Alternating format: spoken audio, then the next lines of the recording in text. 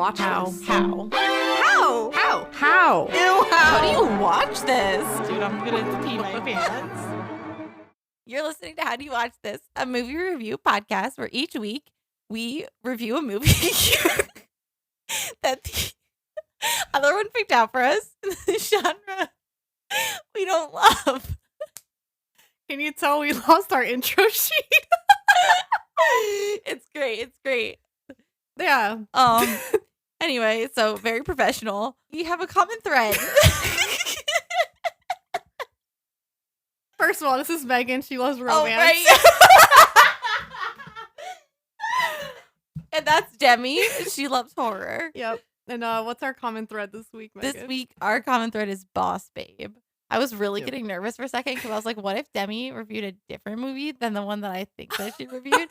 And I'm putting the wrong thing down? Okay, thank God. I did write boss bitch, though. Oh, not boss okay. babe, but That's fair. Whatever. No, I mean, that's probably better. It's a boss Yeah, female correct. identifying, so. Yes. Yeah, So the movie that I picked out for Demi, the romance, Mhm. is A Star Is Born. I just wanted to break some hearts this week. Yeah. And for Megan, I chose Ready or Not. Correct. So Demi, please take it away. I will, thank you. Thank you for passing the mic, You're Megan. welcome. Okay, so A Star Is Born is my movie, and the genre romance drama. Mm-hmm. It's kind of musical, not really, but it's got music in it. Director is Bradley Cooper, and this was his first debut movie. I didn't know. I feel like I knew he was the director, but I forgot he was the director. Yeah, I didn't realize he was. I knew he like worked on it, but I didn't realize he was the actual director of the movie. I know that he like spent several years, I think, training his voice for it. Yeah, he did a lot for this, and he said that he actually wanted to be a director first rather than an actor. So like, interesting. this was a really big. Has he thing done for other him. movies since then? I actually don't know. Oh, I okay. should probably look that up. I can. We have technology. In fact, I will now. One. Oh no. Oh. Previous. He did Maestro. I've never seen It's that. in my life. 2023 is new. Oh. Whatever that is. Pretty good ratings on it. And Stories of love. it looks like he's doing one called Is This Thing On? It's up and coming. Oh. Okay. But anyway, he's very talented in multiple. Got it all. Got it all. Born a Star. Star is Born. Year released 2018, and my snapshot is famous yet troubled singer Jackson Maine, a great name, Mhm. meets Allie, a talented babe with big dreams, and jumpstarts her career. As Allie rises higher, Jack starts spiraling down, causing serious relationship drama. Very, very mediocre snapshot of everything that happens in this movie. I mean, but- it's so much. It's so much. so much happens in this movie. So yeah, I've never seen this before. I knew things about it, but no specifics. So it was kind of a new thing. I know it was a remake of Mhm. two other A Star Is Born. Yeah. So Judy Garland and Barbara Streisand. Yeah. So I knew they existed, but I've never seen those either. So I haven't seen either of those ones either. I'm sure they're good. Yeah, both Very- great actresses. Exactly. Yeah. Yeah. So. I feel like the story is too sad for me to want to watch them. It's heavy. It's a very heavy story. And I know it's romance, but like I feel like the romance is not as big as I thought it was gonna be. You know, it was a lot of just drama, and I was like, oh my god, can't breathe. I know. So anyway, the opening, we see Bradley Cooper, who plays Jackson Maine, and he is a famous country singer. Mhm. And you see him like taking pills and shit, like right before going on stage. So you already know, like, all right, this dude's got things going on. He's coping with, Being a celebrity. Yeah. And he has a great voice. And this was his live voice. He sounded really, really good. He did. He was so raspy. Yeah. Like, sexy. Yeah, it was so sexy. I did have to turn subtitles on to understand him. But yeah. it was phenomenal. No, He like we said earlier, he trained for multiple years Yeah. to get his voice to sound like that. Yeah, the singing voice and the accent too. Yeah. So awesome. So good for him. So first of all, he's incredible in this movie. Yeah, he really Just talk up Bradley Cooper. this whole time. I know. And I'm like, this is about the boss babe. But I mean, Lady Gaga's Lady Gaga. Of course she killed it. She also is incredible in this movie. But his acting too, like we'll talk about it more, but he just plays the role so like embodies. I know. And I don't know if you knew, I did not know that he also struggled heavily with alcohol and drug abuse. The only reason I know is because earlier today when I was on YouTube, a little YouTube clip came up about Bradley Cooper struggling with. Oh my gosh. And I didn't click it for watches. So sorry, Brad. You know, he knows what that is. And, you know, he's able to get in touch with that. Yeah, which is kind of crazy that he did this role like that, because I feel like that's traumatic, but I mean, he's a professional, so. Hope he got therapy throughout the process. God. He's from Philly, so probably not. Just move right along. So anyway, right after the show, it's a really big show. He goes in his car and the driver's driving him, and he's immediately just drinking like liquor straight out the bottle. Like, all right, this poor man is damaged, and I'm already like sad for him. I'm like, man, is this? Because I didn't think he was gonna be struggling from the start. Like, I thought it was like midway through he's gonna start struggling, but like from the get-go, he is like a troubled man.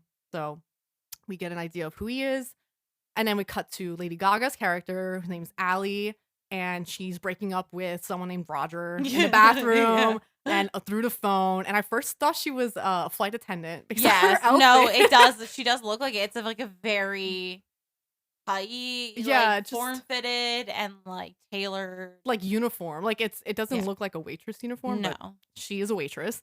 Because I was like, oh, interesting. Like, I figured she'd be a waitress if she was like wanted to be a singer, but no, she is.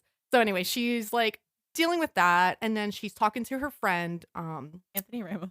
Yeah, Anthony Ramos, and I know, man from Hamilton. I was Heights.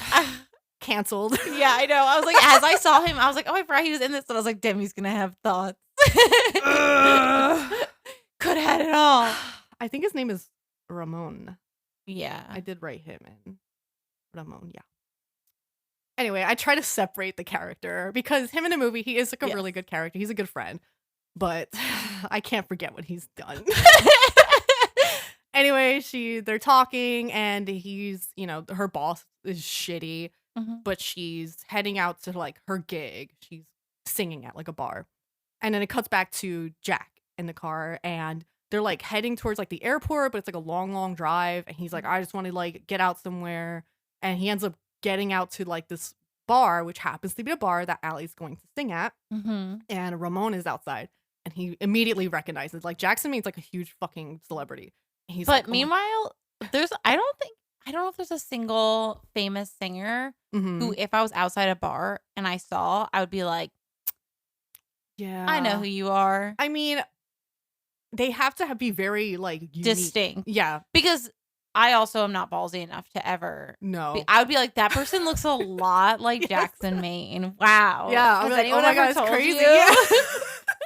That's exactly would be my reaction. I feel like Bradley Cooper he's just beautiful. Yes. So I feel like people would kind of recognize him. He doesn't look like if it was Bradley Cooper. Yeah. I'm just thinking of a singer. Like, I don't really look at their faces unless I don't ever look at their faces. I'm just like, sorry, I'm just thinking all musicians. I'm literally just thinking of Lady Gaga, and I'm like, I would recognize Lady Gaga. I wouldn't. Like Dua Lipa, I probably would not recognize like Dua Lipa or some, you know, like the maybe Lizzo. Taylor Swift is recognizable. Taylor Lizzo. Swift, yeah. So, like, okay, so she's gonna be the Taylor. So we're gonna compare him to Taylor Swift. Yeah. So if Taylor Swift, was an alcoholic, you know, I got her as my most listened to artist on Spotify. Did you? And I got a special message.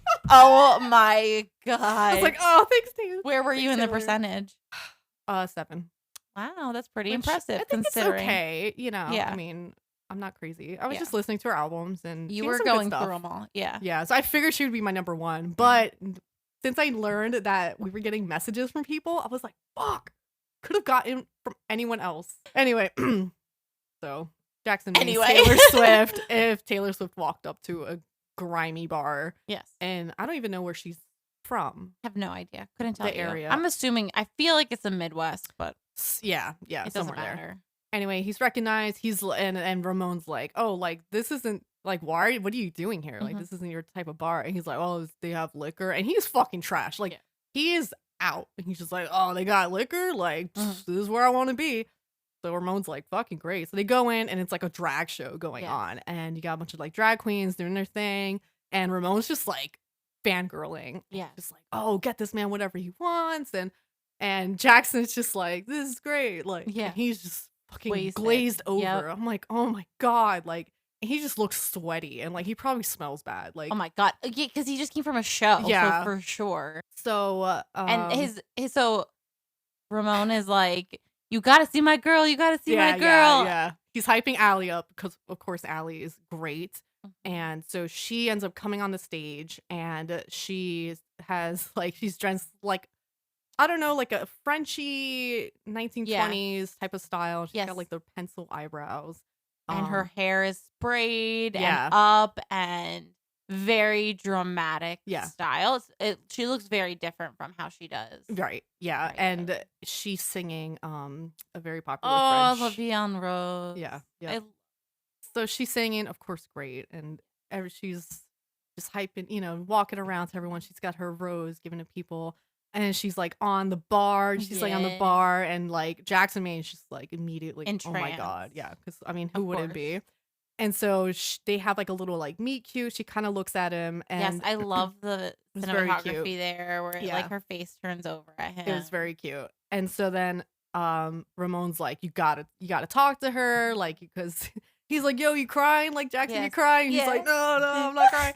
So they go like backstage, and of course all the drag queens are like, oh my God. And the one Sign my titties. sign my titties. And like Jackson's written like all across the chest. And I was thinking to myself, I was like, those are so expensive. I know. But I mean, to be signed by Jackson Maine, yeah, like that's for sure.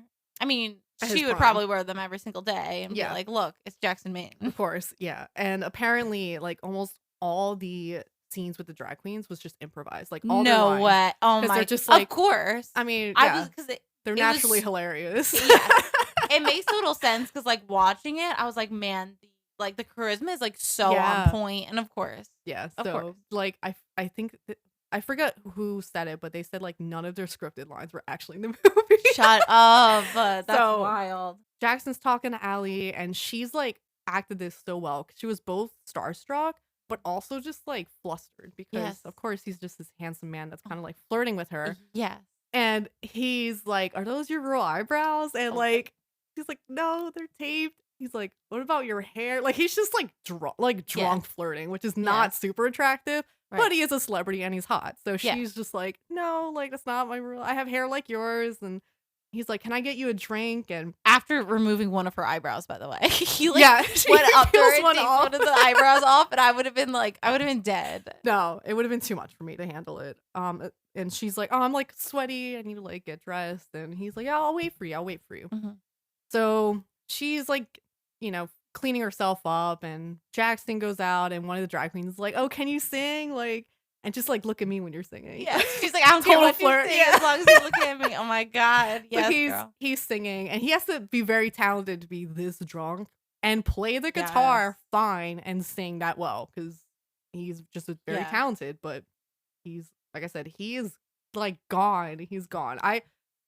He's so handsome, but I just think for me, I'd have been like, Yes. I can't. I Like, thought the same thing too. Like It's definitely too much. the level of drunkenness is Yeah. is definitely unattractive. it is like just too much. But also, Allie, you know, wants to be a singer, and it's like, this is an opportunity. Like, he is famous. yeah, but I so. think like coming up, she talks about it more with like her dad later, which Yeah. we'll discuss. And she's basically like, yeah, he's a drunk, and she's not interested. Right. So Yeah.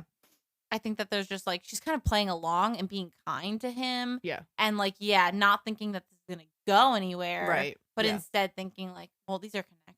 Exactly. Yeah. So she eventually comes out, and they go to like a cop bar. Yes. Oh my God. And so they're talking, and she's just talking about like how, you know, he asks like if she's a songwriter, and she's like, you know, like I don't sing my own songs, like I don't feel comfortable, and says that like, you know, she's been told so many times that she wouldn't make it far because of her nose. Mhm. You know, she has like a bigger nose. Which but- apparently that's a line that came from the Barbra Streisand movie, because Mhm. Barbra Streisand actually got that feedback yeah. throughout her early career. Right. Yeah. So she makes that note, and Jackson's like, I love your nose. You have a great nose. And she's like, you're full of shit. But pretty much that she's just had trouble getting anyone to look at her because they don't look at her talent, they look at her looks. But anyway, so they're like talking, and then this like guy approaches, and he's drunk as well. And he's like, oh my god, like I'm not with this girl anymore, but she is like obsessed with you. Yeah. She's never gonna believe that I met you. Right, I want right. to rub it in her face. Yeah, exactly. So then Allie's getting upset. She's like, what the fuck? Like, but Jackson's like, oh, well, you know, it's whatever. And so Allie gets up and she's like, you want a picture? You want someone to take a picture? And she's like getting in this guy's face, and the guy like pushes her, and she just like fucking punches him in the face. Yep. So it just gets really heavy quick. Yes. But you know, she was upset because they were talking, and this stranger is just coming up to Jackson like he's just like a prop, and Yes. that's like a theme that occurs in this movie. So it's fair for her to get upset. I don't know about punching the guy, but no, yeah, that was a little much, but he was a cop. Yeah. He's like, come on, girl, you know where you are, right? But anyway, so Jackson carries her out. She's like laughing, and they're at like a convenience store, and he's buying her like peas for her hand. He's being like really sweet. Yeah, and he's trying being to really make sure nice. And then they're like checking out, and the cashier is like taking a photo, and it flashes. And she's like, oh, I'm sorry. And he's like, no, it's fine. And then Allie's like, it's really not. Yeah. Which is, also fair. And then he was like, be careful, she'll punch you in the face. Love that. So they're outside in like the parking lot, and she's like kind of talking to him more because she's like, you know, and no one really sees you as a person. And she's like, tell me about yourself, your childhood. And he says, you know, he had a kind of a rough past. Like his mom was young and died at childbirth. His father was like older, but he died when he was also young. Yeah, well, the mom was 18. Yeah. And the dad was like 63. Yeah. I forget what he said about the dad. There was something about that, but I don't remember. I was like, ooh, God. Yeah, so not good. But he like talks a little bit, and you know, it's definitely like a little rough. And then Allie starts like singing, which would be awkward if it wasn't Lady Gaga. Right, I thought the exact same thing. I was like, for anyone else, this would actually be my nightmare, but for her, like she's. I mean, yeah, of course, but I played off as they were both. She was a little drunk, like a little bit. So, but he's wasted, so it's fine. He's gone. Yeah, so she's singing a little bit of From the Shallow. Yes. Oh, such a good. Which is a great song. And then she's like, oh, I just like was working on a song yesterday, and I feel like that. And what she was singing was like kind of like about him. Like, if you know the song, you know the song. And she starts like belting. She sounds great, but at that point I was like, okay, girl, like let's sit down. I think that's always the hardest thing that I have with movies about singers is when they sing to each other, and I'm like, I know. Listen, I know that that's your job, but I'm so embarrassed for you. Especially like so loud in the parking lot. But anyway, she's singing, and he's just like, oh my god, like she's incredible. And she is like, she just fucking thought that out in the fucking nowhere. Like, hello. Yeah. So he drops her off in the morning, and then like the meme comes up where she leaves the car, and he's like, hey, I just wanted to get another look at you. Which is a cute moment, but I just like laughed. It's such a cute moment, but if you saw the meme beforehand, it ruins it. Yeah, unfortunately. But I saw the movie before the meme came out, so I'm fine. Oh, so you lucked out. Okay. Yeah. So she lives with her dad, and her dad, like, the house is like chaos. So she's like wants to go to bed. He's like, oh, I have some friends over, just go say hi. And it's so and so's birthday or whatever. Yeah, and she's like, oh, happy birthday. He's like, oh, it's not my birthday. She's like, what the hell? And then there's like shit everywhere. And she's like, what did I say about doing this and this? And it's like a mess in here. And I'm like, this poor girl, like, and you know, they don't have a bad relationship. It's just like the dad is just kind of she's basically caring for him. Exactly. He's a classic man who is taken care of, who is babied, and is like, well, someone else will do it. Yeah, and he has like 3 like other friends there, just like kind of hanging out. And I don't know what their jobs are. They're chauffeurs. Okay, that's right. He's a driver. That's why all the cars. Yes. Okay. It's all coming back to me. Anyway, so he's like, I think he noticed that Jackson Maine was. Did he notice it was Jackson Maine, or is that the next time? Because he makes a point about. Or no, maybe no. You know what?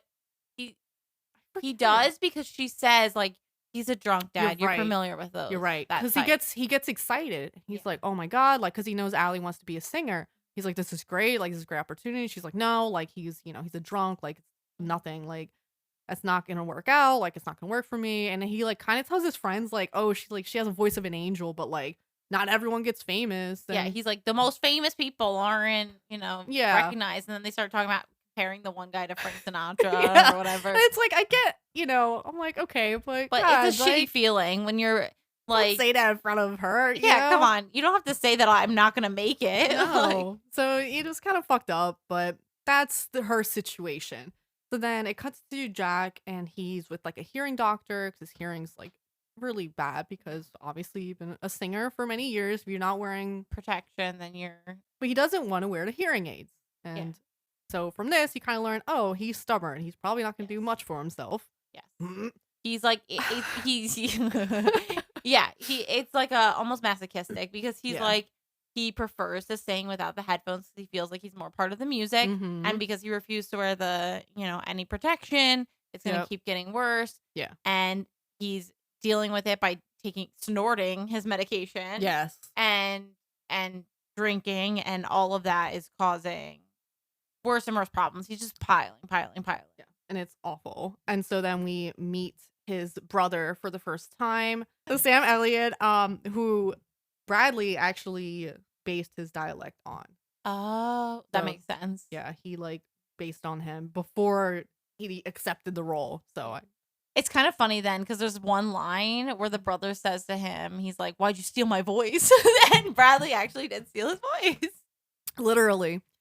So anyway, so you meet the brother, and he's a lot older, and it makes sense because the father was so much older, and that they have different mothers. He's kind of say like, you have to wear the hearing aids, like you're ruining your health and all this shit. And Jackson's like, I don't give a fuck. So obviously the brother's just kind of done with his shit, but he's his brother, so he's trying his best to. And I think he's kind of the manager, right? Yeah. Okay. Believe they're in Memphis for a show. They're somewhere for a show.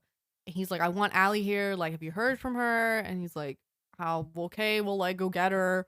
Right. Like, who the fuck is this person? Yeah. Like, he's like really wants her at the show. Yeah. So then the driver goes to Allie's house, and he's like, hey, I'm supposed to pick you up. And she's like, I have work. Like, I can't go. And he's like, well, I'm supposed to just. I'm not allowed to leave without you. Like, I'm sorry. I'm going to be following you. Yeah. So he literally does just follow her. And so she's at work, and she's talking to Ramon. She's like, he's been following me all day. And she's just like telling him that, everything that's happened. And then the boss is like, you're late. And she's like, all right, fuck you. Like, I quit. So she quits. Ramon's like, I'll be back. He leaves with her too. And I'm like, I guess you're not coming back to a job. Dude, like, I don't know what you mean you'll be back, because I don't know who's going to rehire you after that. No, I don't know. But anyway, they both go together, and they go on like a private jet. It's like really bougie, like really nice. And then they get to the show, and they get brought like to the side stage. And it's just like overwhelming. Like, it's just like crazy especially if you like wanted to be a singer all your life, and you're like at this moment, like it's just crazy. So then she's at the side stage, and Jackson, he's like, hey, like, I made like a little arrangement for the song you sang. Like, you need to sing it up with me. And he like pretty much announces, he's like, hey, I have my friend here. She wrote this song. I'm going to sing it with her. And I would have died. So she's freaking out, of course. But he's like, I'm going to sing it anyway, like whether you come up or not. So he's like starts singing it, and she comes in and sings it. And then she like fucking kills it. Yeah, of course. And she sounds incredible. So it's a great moment. Okay, so then they like, after the show, they like go to like hotel room. Yep. They like finally kiss. I think it's like their first kiss. Yes. And then she's like, I'll be back. Like, she goes to the bathroom, and she like wipes her sweat, which, girl, same. Yeah. And then she comes back out, and he's passed out on the couch. Yep. And I'm like, this man. I would have gone from the highest high of having your first time ever singing on the stage to literally that's the worst. The feeling. Bottom. Yeah. I would have been like, all right. This probably would have been. This would have been my flag where I'm like, okay, I'm probably not going to do much with this man. Like, but I still would have maybe been like, okay, maybe. But at this point, if he's been fucking plastered both times, like, there's probably not much hope. But she leaves the hotel room to talk to her friend Ramon, and he's like, oh, just like wake him up, like whatever. And she's like, I can't do that. And so he's pretty much just like, I'm having my fun. Like, go back. Bye. So she goes back to the hotel room, and his brother's helping him to the bed. And, he's basically like, you think this is bad? Yeah. You have no idea. Yeah. So that should have been definitely like flag number 2. Yep. Or 3 or 4. 4 or 5. I don't know. He does say that, that's the first time he's been felt like himself in a long time when she was he's like, singing on he stage with him. hasn't sung like that. Yeah. Of course, the video gets very popular, Mhm. and they show a clip of like the dad's friends, and they're trying to figure out like, oh, I think that's how many views, Yeah. like, and they're like, don't know what the analytics are, and they're Yeah. just like a bunch of old men. The Yeah. dad's like, oh, like 200 of those was just me alone, and so he's very proud of his daughter. And she like goes back home for a bit, and this scene, I mean, Gaga's got like a fire body, so I'm like, I get it. She's naked a lot. But like she's laying down, like her ass is like half out. Yes. And I'm like, girl, like in your parents' home. Like, why are you laying like that? Why are you laying like that? Yes. And then like Jack appears like Edward Yes. Cullen himself just from the side. And he's like, hey, like, I got another show. Like, I want you to come. Yes. I think it was like Arizona. And she's just like confused. She's like, what the fuck? Like, what are you doing here? But okay. So they go like on his motorcycle. And it's like, And she basically joins the tour. yep. So I mean, she doesn't have much else going on with her. Yeah, she quit her job. Yeah. Might as well. Are you kidding me? I mean, this is the dream. Hey, like Everything's getting paid for. Yeah. He's a hunk. And I mean, at this Yeah. point, probably thinking Hey, it's going to be a fling. don't have to be long term. Right. Do it for a bit. Hopefully get signed. Boom. Yeah. We're done. So they're like at like a stop, like a diner, and she she was like writing more of a song. She's like, I usually use a typewriter. And I'm like, shut the Come fuck up. on. Stop. Don't be a hipster about it. But she hand wrote, so it's fine. And they're like talking a bit more, and because he's from Arizona, and he brought up that like his dad's ranch was like here, and he like gave it to his brother. And she's like, oh, like let's go if it's here. So they go to the ranch, but it was replaced with like windmills, and he finds out that his brother sold the ranch. And at first, it's like, wow, super scummy. But then the brother was like, I'm fucking taking care of your ass. Like, I don't have time to take care of a ranch. To be fair, they should have talked about it. Yeah. But Yeah. apparently he did. He did tell Jack, hey, like, I'm getting rid of the ranch, all this shit. But he said he was so fucking drunk he doesn't remember. Yeah. And he quits, which is fair because Yeah. like Jackson blew up in his face, but it's also like, bro, like, what do you want me to do? And the brother's also like, I don't even know why you gave me that ranch in the first place because we had a horrible childhood there. Right. That it's not full of good memories. Yeah. It was, their dad was buried there and Yeah. apparently was washed away. Was His washed, body yeah. was washed away in a storm. And that was another thing he told him when he was drunk and he forgot. And horrible. Yeah. So then Allie's just kind of around like, ah. And I would have been like, ugh. it's a very awkward thing. You're very fresh in this relationship and all this. Yeah, the drama's already intense. So then there's like a montage of Allie just going to multiple shows with him, and she's always like singing with him on stage. She's getting more confident. And they have great chemistry. yeah, she's like playing the piano. She knows the piano and stuff. At one of the shows, he's like, can you, sing that song like you wrote that like I love? And it's the song I'll Always Remember Us This Way. And it's another great song, of course. It's marking a turning point because this is basically what their relationship is. It's this beautiful moment in time. This is like, encapsulates it. And then from this point forward is where the drama and the less happy times start. After the show, she gets stopped by like this producer, and his name's like, I think it's Rez. Is it Rez or is it who cares? It doesn't fucking matter. Producer. Fuck him. Anyway, he's like, dude, like, and she recognizes him. So he's like a big, he works for a very big record label. And he's like, you have a lot more to offer than just this, which is true. Like, she's like incredible. She should just be doing her own thing. And he's like, talk to me. Like, let's talk. Let's do this. And so she's very excited. And she talks to Jack. And of course, he's fucking drunk. And he like falls over in the middle of her talking to him. And he like kind of stumbles up. And she's like, hey, like, I'm trying to, talk to you about, like, I'm very excited about this producer. He thinks that could be a big thing. And he takes a donut and just, like, puts in her face. And he's kind of, like, laughing. And at first, she's, like, upset. And then she kind of, like, laughs with him. Oh, that would have been. Dude, that would have been a moment. I would have been like, I'm never talking to you again. I completely agree because I was watching that and I was just like, I want to give her props for being able to let it go. Because they're, like, they have this playful, like, wrestly kind of moment. I literally would have burned that hotel to the ground. The thing is, Allie, she is too nice. She's very and complacent. that is her flaw this whole movie. She is too nice and she loves this man too much. Yes. That's the thing, is that there's some good in her, which is the forgiveness and being able Yeah. to forgive and understand, especially with him, like he has the disease. Like it Mhm. is, she says at one point, it's a Yeah. disease. Alcoholism is a disease, and being able to be Mhm. understanding and caring throughout that process. However, she lets him walk all over her a lot. Yeah. And it's I get like he's very drunk, but it's like the way he's behaving, he's obviously very jealous. He's very upset Yes. about this, and he has like a little controlling behavior Yeah. at this moment. And it's like Yeah. a little scary. Like Right. this is a very powerful man. Like this is a Right. scary moment for her, but she kind of laughs it off. They Right. have like a little wrestling moment, and she's like, "Oh, you're so jealous. You're so jealous." And he's just like, "Yeah." And I'm like, "Oh Yeah. my god." And I think for him too, like I think his jealousy is coming from that aspect of like he wants them to always just be Right. singing together. He doesn't want her to Yeah. go off on his own because he's having so much fun with her. Yeah, And he's exactly. enjoying this joining of the two. Exactly. But she's amazing and Yeah. she should be doing her own thing. If that's Yeah. what she wants, she doesn't have to just be part of his band. Right. Yeah. She's her own person and Yeah. she's young. Like, I don't know how old she is in the movie, but like, Right. she's not super young, but like, young enough where she's Yeah. still has a lot of years to like really become her own singer.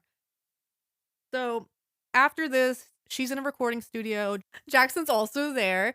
And she's like having a tough time kind of like starting. A few times she just can't get it. And she's used to playing the piano and timing Mhm. herself in. So Jack's like, here, like, you just play it. You play the piano. And she's like, oh, is that okay? He's like, fuck, yeah, like, Yeah. fine. You're the star. Yeah. So she finally gets it and she's singing it. It's going great. She sounds amazing. And then she like gets put with like a dancing choreographer, which is her real choreographer, Oh. and dancers. And I Yeah. was like, whoa, like, Yeah. and It's escalating quickly. yeah, it's very like pop, like Dua Lipa type of vibes. It's very much. I do want to say, just to go back 1 second, the way that he is with her in the recording studio, those are the lots of those moments like really sprinkled in throughout. Mhm. It's not like big moments, but those are those moments of him seeing her and being sweet with her is Yeah. where your heart starts to like ache because you're like, he's I will say he does love her. yes. Like especially by the end of it, he loves her. But I know. No, I know. I knew that this was going to be a reaction. Like, I'm not going to say, but also at the same time, like, I don't know. They love each other. I just have ick. No, I know. I just have ick. So That's fair. Yes, that's fair. but like no, it is. Like he was very, that's why like I'm like, Jackson, why are you being this way? Because he knows she's talented. And it's like, why aren't you fully supporting her? Mhm. And he is supporting her in the recording room, but he's like I said, those moments, there's not a lot of them. Yeah. And it's like, bro, like what's going on? But Right. he's just, fucked up. So anyway, so she's like dancing, but she's like worried that her talent's gonna get lost, which is fair. Yeah. Like it's very like Dua Lipa poppy. It's a big shift from what she was doing, which was really heart soul in her lyrics. And it's just like funny seeing her portray a pop star that is so different from like her normal Lady Gaga vibe. Yeah. I'm like, oh my god, this is like a completely different person. Yes. So they're like talking at like their home, and he's like, hey, like I want you to come to Memphis for a gig. She's like, I can. I'm like working on an album. Mhm. And at this point, he's like, do you hear yourself? Like this is Mhm. crazy. And in like a good way. He's like, isn't that amazing? Like, yeah, that she's like say that again. You're working on an album. right. Anyway, so like she's saying that, and so they're kind of drifting apart, which Mhm. makes sense because she's signed to a record deal, and Yeah. Jackson's still Jackson Maine. So the next scene, Jack is like has his like pills or straight up coke. I don't know. He's snorting some shit. I think it's pills that he Yeah. snorted. And But I'm like, okay. Yeah. And then the concert is for like a health benefit. The And I'm irony. like, oh my god. And he looks awful. Like he looks drugged up. Like he Yep. looks just gone. The whole time he's like tan and looks sweaty and like he hasn't showered. That's just his look though. Like Yeah. the whole time. Yeah. But he just does not look good. So then we cut to like Allie, and she's like being like a pop star, and she's like performing, but she doesn't have her backup dancers on the stage and she's performing. And Rez like gets upset, and he's like, hey, like if I say you need backup dancers, like you need to have them. And he kind of comes off as a prick at this point. Yeah. And you're like, okay, true colors. Right. But she's like, I'm like, no, I don't want that. And she's like, was Jack here? Like, she's asking about Jack, and Mhm. he was not at the show, which is kind of a dick move. Right. But I mean, I guess he's got his own stuff going on Well, yeah, too. he's wasted. Yeah. Wasted people. It cuts to Jack. He's just passed out on a lawn. Yeah. And correct me if I'm wrong, but Dave Chappelle's character, is it like a childhood friend? Not childhood friend, but like they've known. Yeah. Okay. A friend from his. Okay. So Dave Chappelle's in the movie. And he finds Jack and he's like, dude, like, what the fuck are you doing? Yeah. And then they're like talking and they're talking a little bit. He's like, you know, I've seen those videos with Allie and she's like, looks great. And, you know, you look like your old self, like when you're like singing with her and stuff. And he kind of says that she might be a way out, like kind of hinting like, you know, find your happiness and hold on to it. Yeah. Good advice, Jack. Yes. So then Allie ends up finding him. I'm not sure how she finds him, but she ends up at the house. Mm-hmm. And she's pissed off at him at 1st. Mm-hmm. Fair. Yes. But then he's like, she forgets She's him, basically, she just say to him, I'm never doing this again. Like, Yeah. I'm never coming after you. I'm never going to come find you. Mhm. Like, get your shit together. Yeah. So they're having like breakfast. Yeah. And then Jack makes like a ring from like a guitar string. Right. And like kind of proposes. Not really. He like Yes. puts it on her finger. And I'm like, Jack, like, no. And she's just like, oh my God. I'm like, no, Allie, no, put your foot down. Like, this is a celebrity. Do not accept this. But of course, she's like, oh my God. And then Dave, which is Dave, or I called him David. I don't even think I found his real name. His fucking character name. Dave Chappelle's character, whatever. Mm-hmm. He's like, I have a brother. Like, you guys should just get married now. Like, fuck it. Like, I have a brother who could like do it. We'll just take you to town, like a quick wedding, whatever. And so they're like, fuck it. So they end up getting married, and it's like a very small, like very cute ceremony. She looks great. He looks handsome as he can with his issues. And then fast forward a bit, and Allie's like much bigger now. She's got a big billboard up. She's like having like kind of a crisis. She's like in the bathtub and she's like all dressed up like a pop star. Mm-hmm. And her friend Ramon actually goes in to comfort her. She's like, I'm, you know, like, I don't know if I can do this. Like, this is a lot. And, you know, because it's like she's gotten fucking huge. Like, not out of nowhere, but she's so talented. Like, it just makes sense. Yeah. And then like Ramon FaceTimes like the drag queens, and the one drag queen with the Jackson titties is on there, and they're like, you know, you're amazing and you're so great. And he was being really, you know, good to her to comfort her. So then she ends up coming back into the room, and she gets told that she's going to perform at SNL, Mm-hmm, which is a big deal. Mm-hmm. And so they get all excited, and Jack wants to speak to her privately. And this was a nice moment. So he's pretty much telling her, like, don't lose yourself, like, be true to yourself, be honest. Like, he's basically saying, like, you're not going to have the spotlight forever. Yeah. There's going to be a point in time when you're no longer relevant. And like, that's a hard thing to hear, but it's true. Mm-hmm. And you have something important to say now. So say it. Yeah. So he's giving her all this advice that, you know, would come from someone that's been a famous singer for a long time.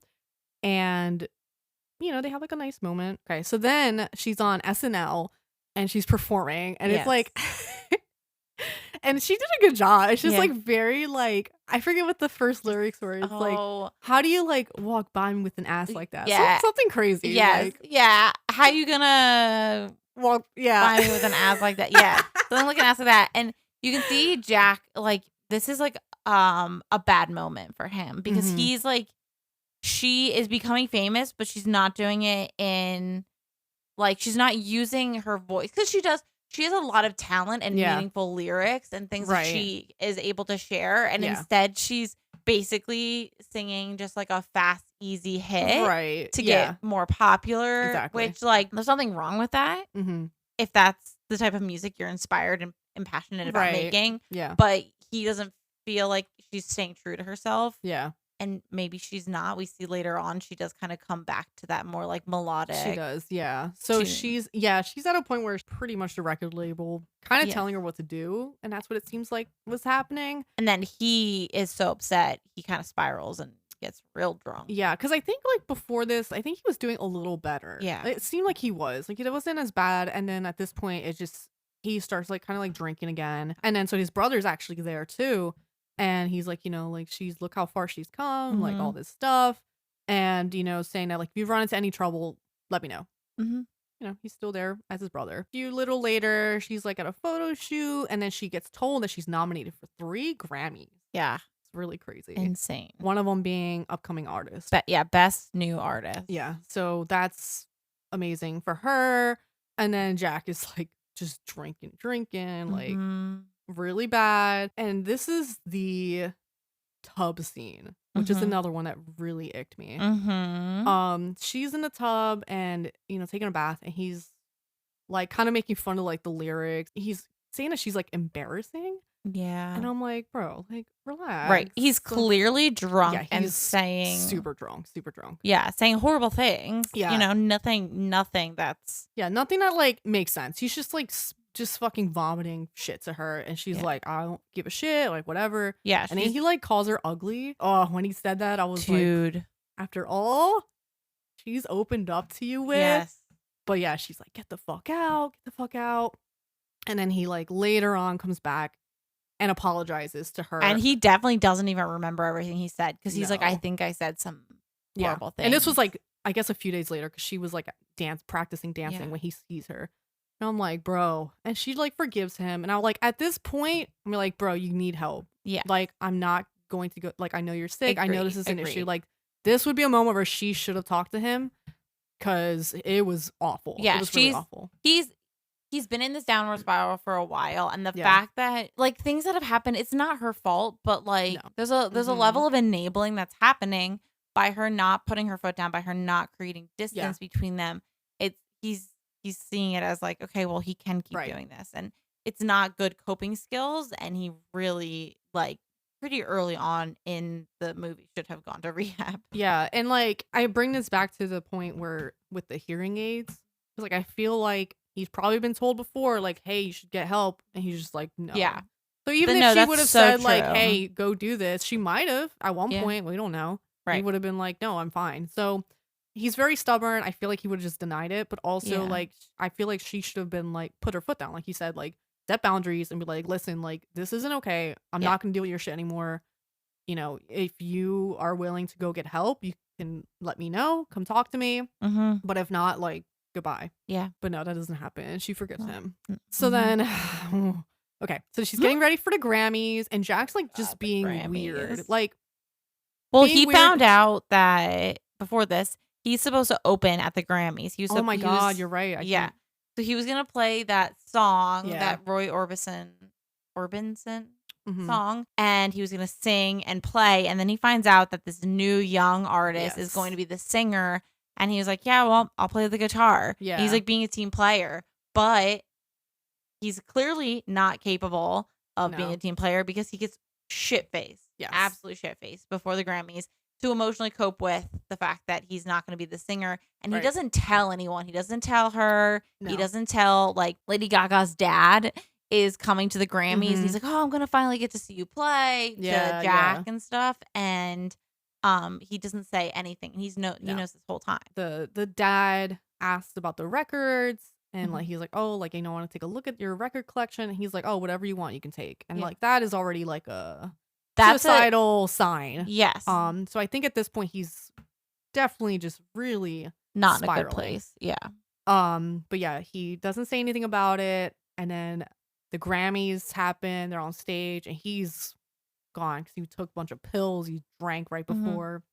He drops the guitar pick. He's like picking it up, and he's like still playing somehow, but he's gone, and you can tell. And Allie's like, what the fuck? Like, oh my God.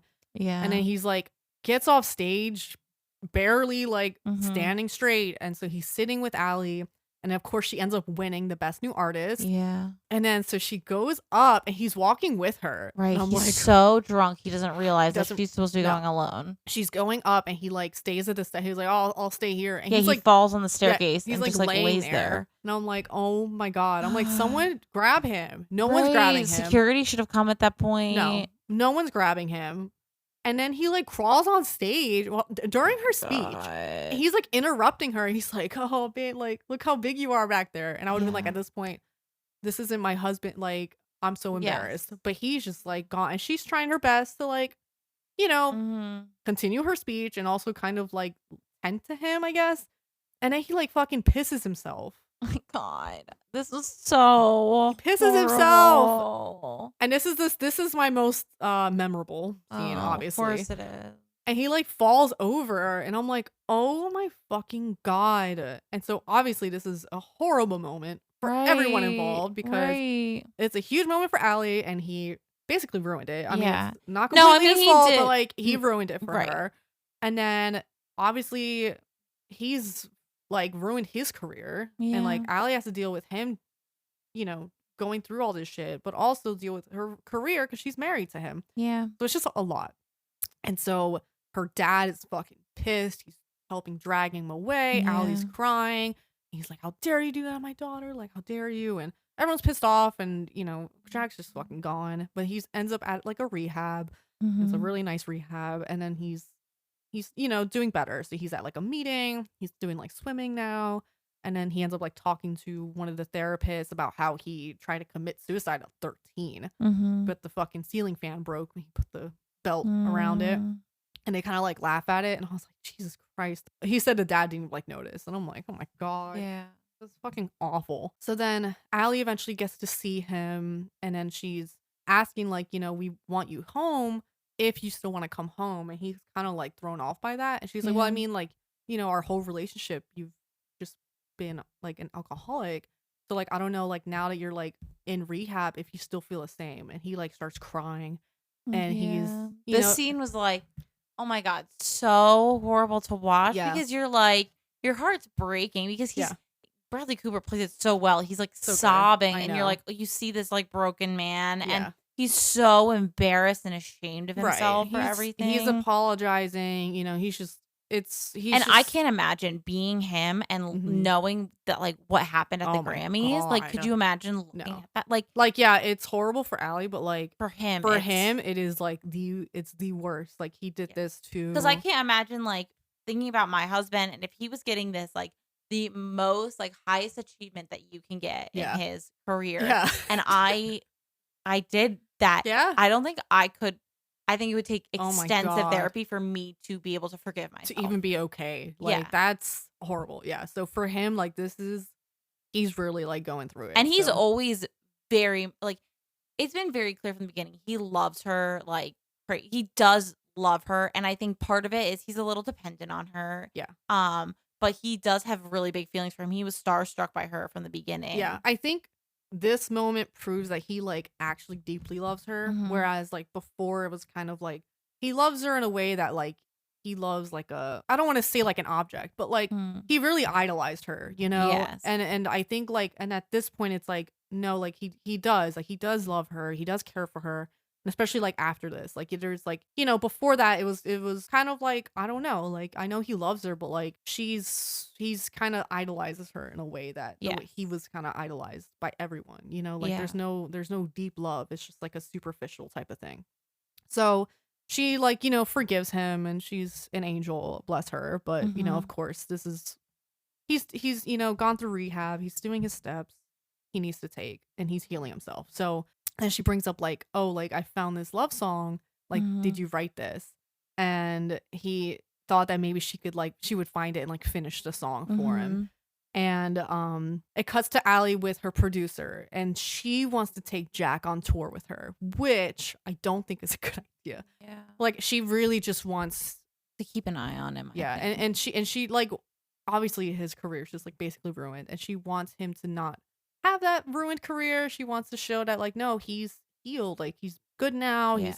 But like he's just, in my opinion, Jackson would need so much help. Like going to rehab for like I don't know how long definitely helps, but it's like to go right on tour soon after like probably would not be the best idea, even though she definitely means well by it.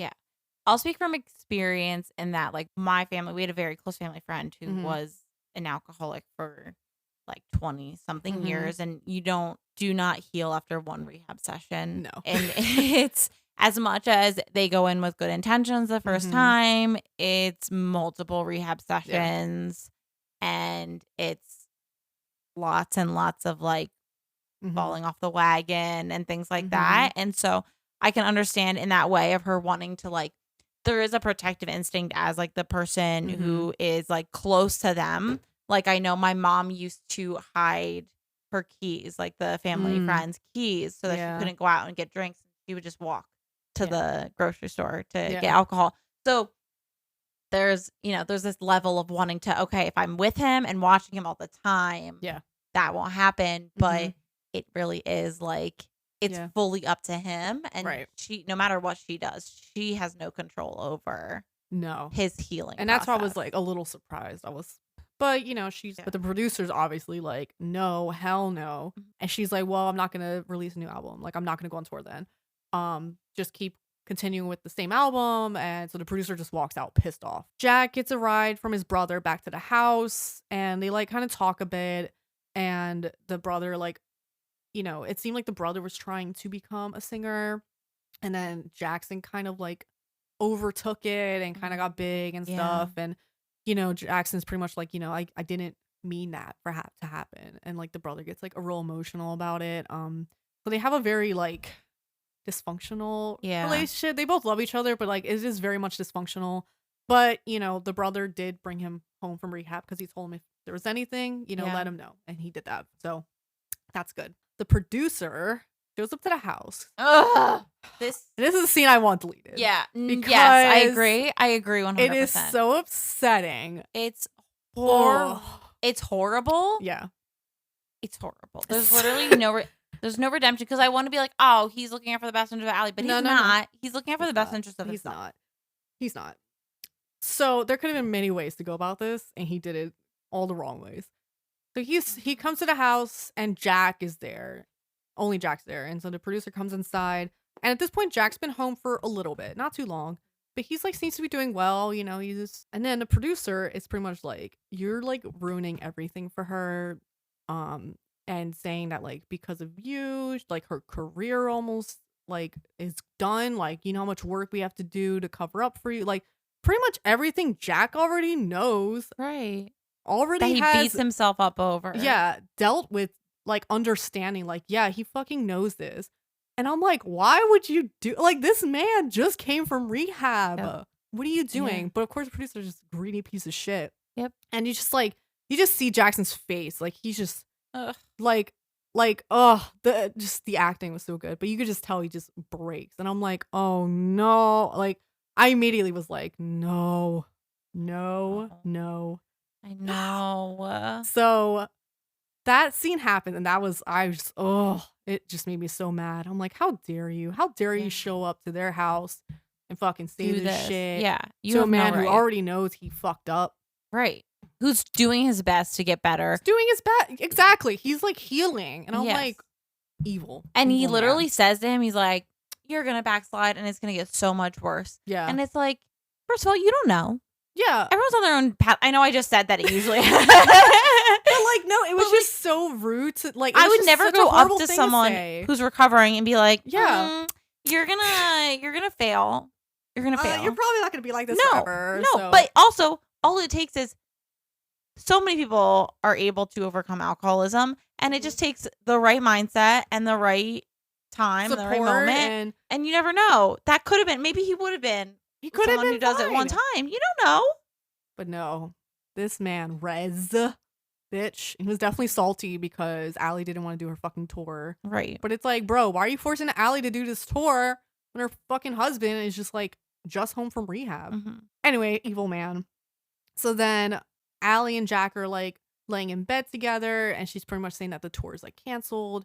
She's saying that the album is doing so well. That's right. That the producers want to, or that the producers want to have her just jumpstart into her second album, and Rez is really excited about it. That's right. So he knows it's a lie because Rez was there. Yeah, at this point, you definitely know Jack is convinced of something. And so as she's like walking out, he's like, I just want to see like one last time, like. And she does like her nose thing, and I'm like, I know what's happening here. You knew what was gonna happen, right? Yeah. Oh. I didn't know. No, I thought it was gonna be like an overdose or something. I didn't know. Really? Yeah. Oh. So I will say I didn't cry. Didn't? I didn't cry because dude, the dog though. I know the dog was sad. I think I didn't cry because I didn't like their relationship. Okay. Well, yeah, you And didn't. so I didn't have like a I feel like connection to them together. because Yeah. I Well, obviously, if you're like, well, that little moment in the booth, I'm like, okay, okay. Listen, Demi. No, I think if I watched it again, I think I'd cry knowing how it ends. Yeah. Because he is such a just sad character. It's also sad. Like, I mean, I also sob anytime anyone dies by suicide because I mean, it's it's pretty rough. Yeah, and we don't have. We won't describe the scene. No, I mean, it's she goes to her show and like while she's like performing, he commits suicide. Yes, and it's like really sad because he like makes a steak for the dog and puts the dog outside. Yeah. So the dog isn't like there for that. Right. It's horrible, and for anyone who's ever lost, it's anyone not graphic, way, so I just obviously trigger warning, but like Yes. it's not like fucking 13 Reasons Why where they decide to show right everything. Yeah, It's that just was like that was he's in the garage is closed. Yeah. You know what's happening. yeah. It's just like I don't know. The lead up's rough because you know, like from the moment he was like, I just want to see you like one last time or get a look at you. Like that moment is you're like, I know what's happening. When I first watched this, I didn't know. No? No, I had no idea. Oh. Well, it had just come out. I knew nothing about the previous ones. Yeah. Well, I didn't know either. Oh, I didn't know any of them committed I suicide. knew that there was going to be. I knew that something sad was about to happen, but I didn't think it was going to be that. Yeah, it's. I was so- like, it honestly, like when the producer was talking to him, I'm like, this man is. I know exactly what's gonna happen to this man. So it's horrible. It is. It's very sad because it like you said, like it seemed like it could have gone good for him. Like Allie is like there for him and he has that support and like maybe down the road he could have fucking spiraled, but like it seemed like she was his rock and it could have been like really good for him. But he does the thing where he idolized her from the beginning and he thought that he was standing in the way of her success. Yeah. And he wanted to take away what was standing in her way, which I wouldn't say he was really standing in her way. No, but that's just like that's the way that Rise was putting it, and it's the way that he was seeing it. I feel like there are points where like he kind of it would have been rough for her, I think. But after a bit, people would have been forgotten about it. Right. Not it's forgotten, but like it's like the Will Smith thing, right? Like I mean he smacked what's his face and then everyone's still like it's true though. Like, it's at first, but like now it's just a joke. It's whatever. It's right. What happens sometimes. Especially like him going to rehab. Like people would hopefully be understanding of like, okay, like he really was suffering and he got help. So problem solved. Anyway, he does his thing. Final scene is Allie singing this love song. And this is a song that kind of spoiled things for me. Yeah. Because I knew something happened to him because of this song. So I was like, oh wow, this is a really good song. And I knew it was Gaga, but I didn't know it was from this fucking movie. And I was like, oh no. But the song is I'll Never Love Again. I'll Never Love Again. That's it. It's a really, really beautiful song. And then, I mean, I'm sobbing the whole time watching this because she's never gonna love it. Because he wrote it about her with like when he was oh my god, don't make those eyeballs at me. That's my okay. Whatever. It is it's true. He wrote this for her, and it would be really rough to move on. Because he wrote that for her, and then she's singing it, and it's different when you're singing that song when someone's alive, saying "I'll never love again." It's like, I would say that to my husband, like, yes, like I'll never love anyone else, like I love you. But then when you're singing that when someone's gone, and I mean, their love is special because she loved him. I will say she loved him too much. Yeah, it is like she fucking loved this man. There's nothing wrong with loving someone so much, but like it was like too much. If that makes sense, you would have drawn a line, and she didn't. She should have. Yeah, she was put just, like, boundaries full up. Full in. So of course she's not gonna love someone like she loved him. Because like how can you like that for her, like that was like a really serious love. But yeah, so I mean, I'm also the type of, like, I'm not gonna lie, the type of person I am in a relationship, like none of that would have ever flown. No, it would not have It was not with a drunk man like that. No, I definitely could not. Like, I never would have been able to forgive the way she forgave, and I never would have been able to. Like, the only way I could have forgiven him for some things would have been if he went to rehab. Yeah. And told me like, and then let me know, like, hey, like, I'm here, I'm getting help. And I'll be like, okay, it's too much. But anyway, it ends with her singing, and then there's a little clip of him singing the song, and I'm like, oh. And they have that in the fucking song, like, on Spotify. Oh, really? Yeah. And when I first heard it, I was like, oh, that sounds really sad. Yeah. And it is sad. But anyway, that's the movie. It does not end on a high. No. No vibes to be found. But I mean, Allie is a boss bitch. She could have been more of a boss bitch, but she's vocally baddie. So yes, that's what matters. Yes. We're gonna go into the fun parts of it, which is the what I smash or pass thing. But before we do, if you or someone you know is struggling with drug or substance abuse issues, you can call the American Addiction Center for free and confidential guidance at 313-536-3298. I apologize if you're not in America because I don't know the hotline for the other countries. And then if you or someone you know is struggling with thoughts of suicide or having crisis, you can call the national number 988, which will bring you to a suicide and crisis prevention lifeline. This is such a hard episode. I gave a really heavy movie. Go ahead and tell us if you smash or pass. I already know what you're gonna say. Okay, Jack, I will pass. Yeah, I knew you'd say that because he's got a lot going on. Mm-hmm. It's okay. He was damaged. Yeah, I mean, he physically looked good. Yeah, but he also looked like he smelled. Like, to be honest. Oh, but he looked good. I mean, of course, Bradley Cooper always looks good. So then, side character, I did Ramon, and I did say smash. You did? Oh my god! I'm separating him from the actor. Okay, because he is a good friend. Yeah, he is a good friend. He is a good friend. He was really there for her, for all of that. Yeah. So I was like, I guess I'll smash. Yeah. Not Anthony Ramos though. Okay, Ramon. That's fair.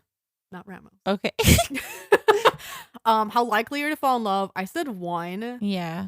Because I think it would have been a lot. Like, just the early on things. Yeah. I mean, like, there's a chance, like, yeah, you can, like... My number would have been higher, but it wouldn't have been at 10. Yeah, Yeah. Maybe if I was young. I don't know. Well, that's different. Yeah. Now, my age? No. No. I mean, I can't handle... I can't handle just, like, drunk people in general, let alone someone who's perpetually that way. No. I would recommend this, to a non-romance.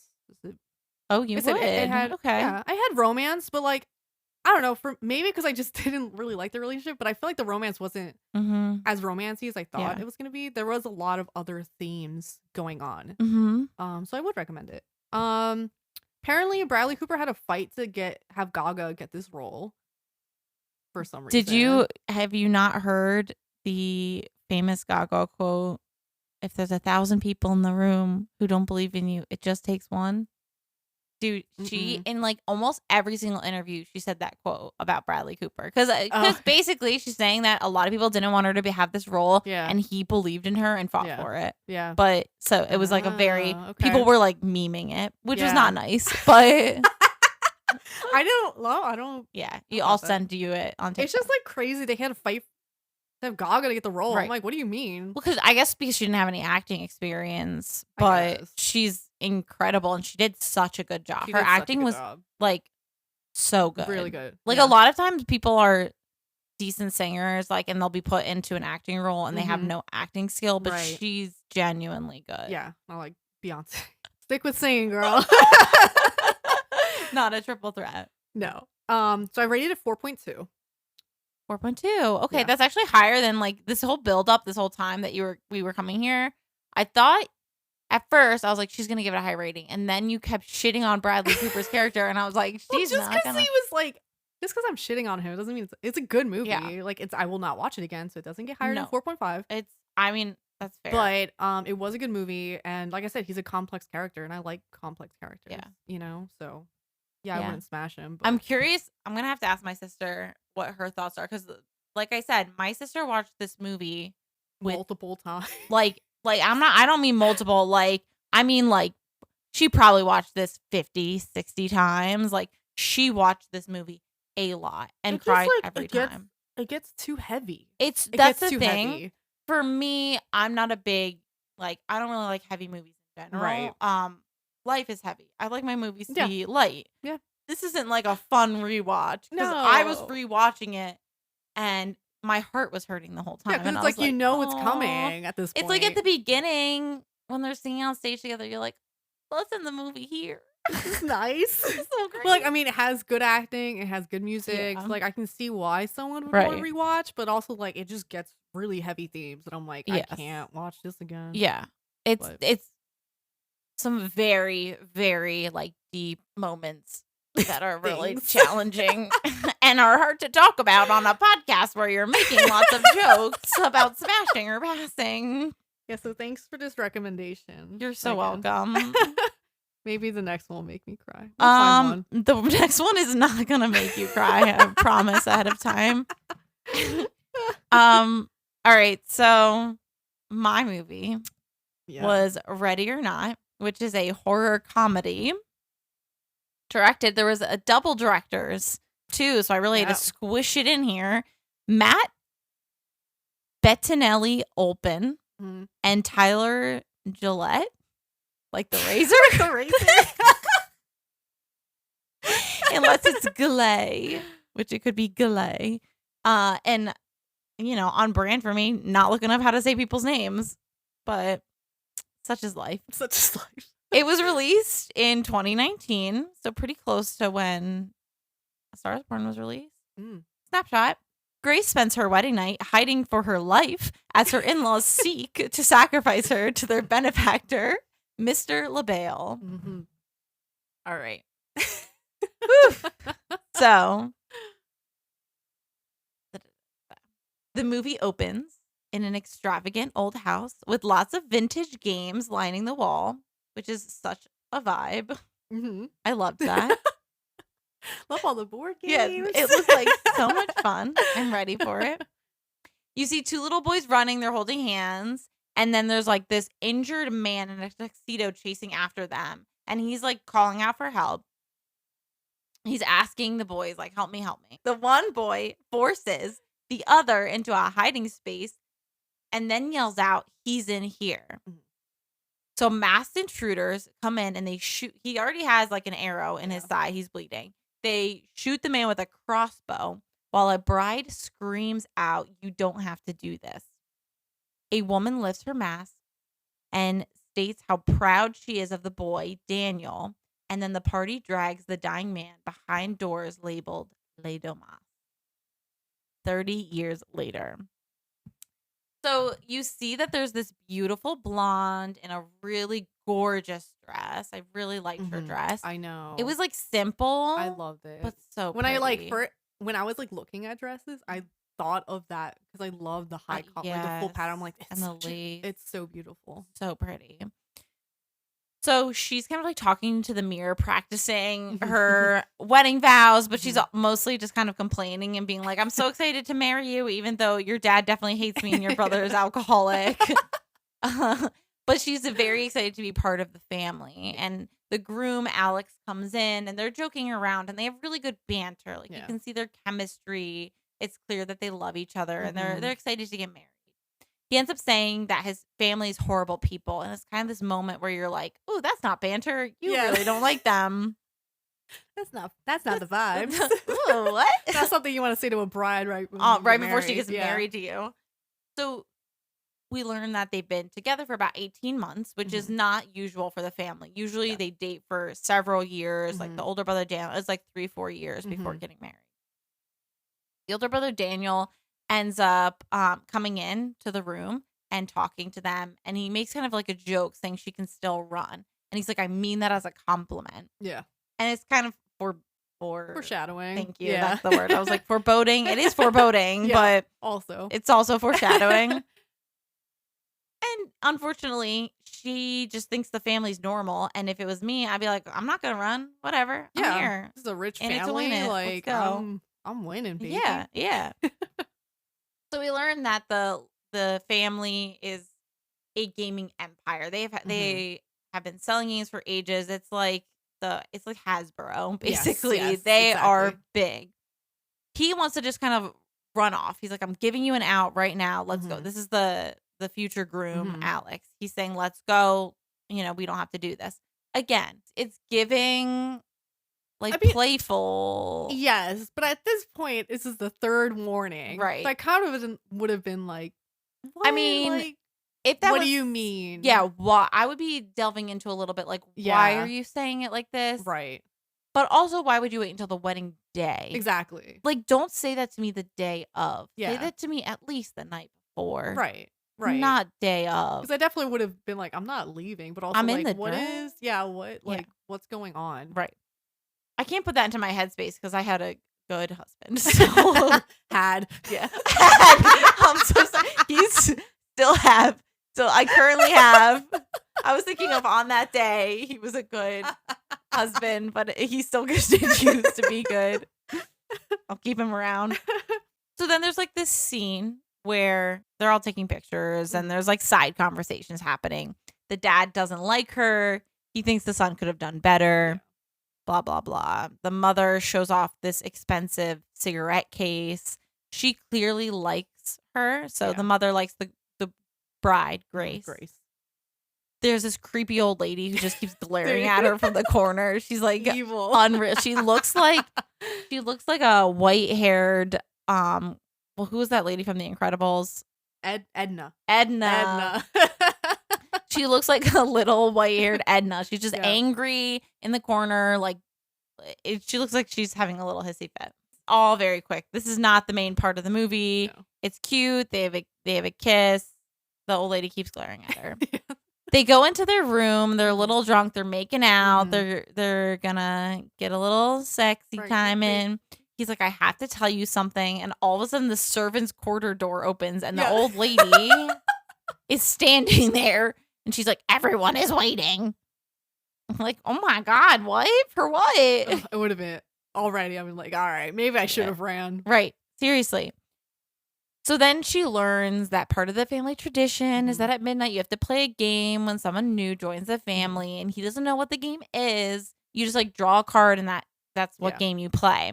And they've made games in this family. It's just what they do. And once they play this game, she's part of the family. I'm watching it at this point, and I'm like, okay, I know that this is going to end up with like her running for her life. So I felt better knowing like, okay, he doesn't know that she's about to be going through this. Thank God. And then you cut to the dad talking to the son, and he's like, I'm sure Mr. LaBelle is with us today. I'm like, boy, what?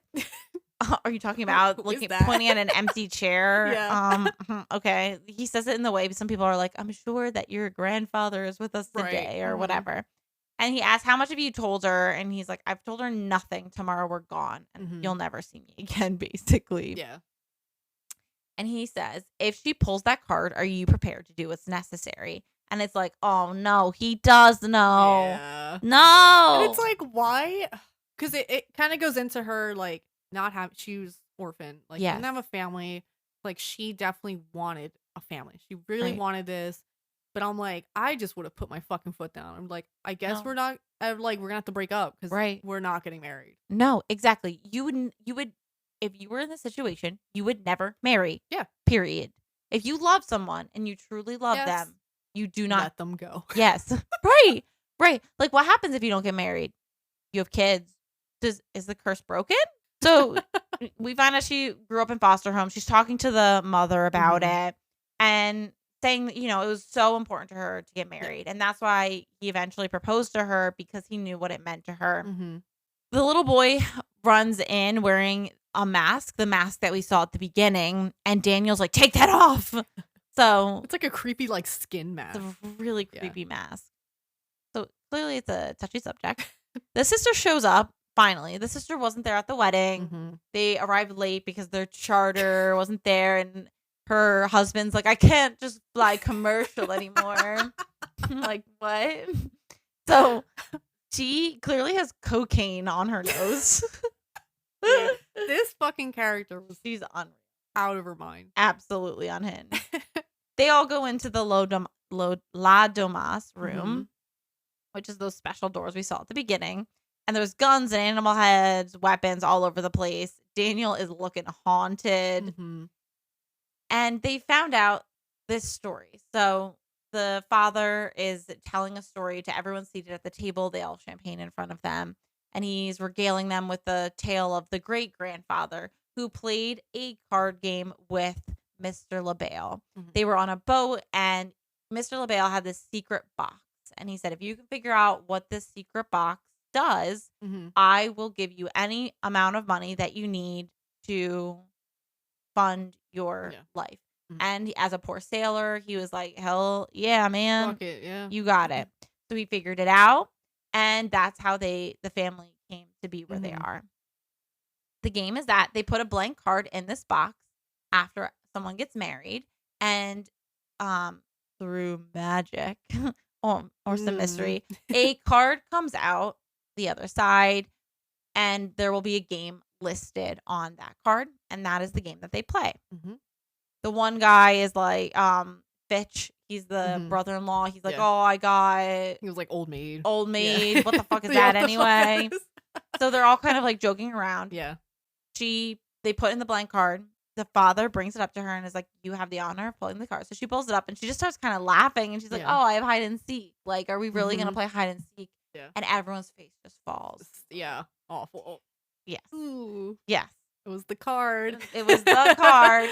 And so she does a cheers to LaBelle. And they're like, it's like this awkward kind of moment where they're like, oh. She's like, do I hide or like, am I seeking? And yes. And they're like, you're the guest of honor. You will hide and we will seek. We're going to turn off the cameras. Yeah. You're going to stay hidden until dawn. And it's kind of like, they're kind of like laughing. And she's like, oh, I don't want to do that. Yeah. She's like, okay, I'm not doing that. And she's like, don't you guys have an advantage because you've lived here forever? And that's when they're like, oh, well, cameras are off, all that kind of stuff. We'll do it traditionally, Yes. The way it was done in great-grandpa's time. So a record player goes on. And then all of a sudden you see all the family members are getting weapons. Yeah. And this poor girl has no idea what's going on. She goes and sits in the dumbwaiter. She's biting her nails really loudly. And I'm like, oh my God, girl. She's just like walking. And I mean, she doesn't know. But like for me being competitive, I'm like, all right, I'm going to fucking find a good S spot and you will not find me. Correct. I will stay there until I am bones. Yeah, I would not have picked the dumb waiter, which is like in the so hallway. Easy. They just lift it open. Yeah. No, I would not. She's, like, fuck it.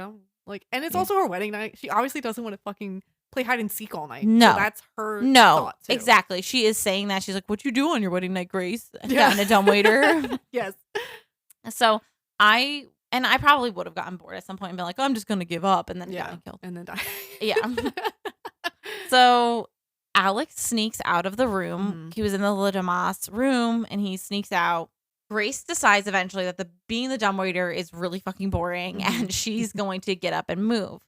So she starts walking around.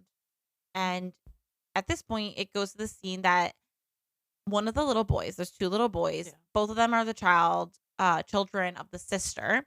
And the one is named Georgie and he's out of bed. He's not in there. So the nanny gets up to go looking. At this point, at the same time, Alex grabs Grace, pulls her into the room, and is trying to fill her in. And as he's like talking to her, he barely starts talking to her. The nanny comes into the room, and they're hiding behind the bed. And the nanny walks in, Georgie, calling for him. And all of a sudden, she's just shot in the head. She falls over dead. And the sister is like, I got her. And Grace is like, what? And at this point, the rest of the family shows up and they're like, dude, what the hell is happening? Like, why are you aiming for the head? She has to be alive. Right. For the sacrifice, she needs it. Yeah. And then they're like, well, does it work if it's not the bride? And the aunt's like, no, it has to be the bride.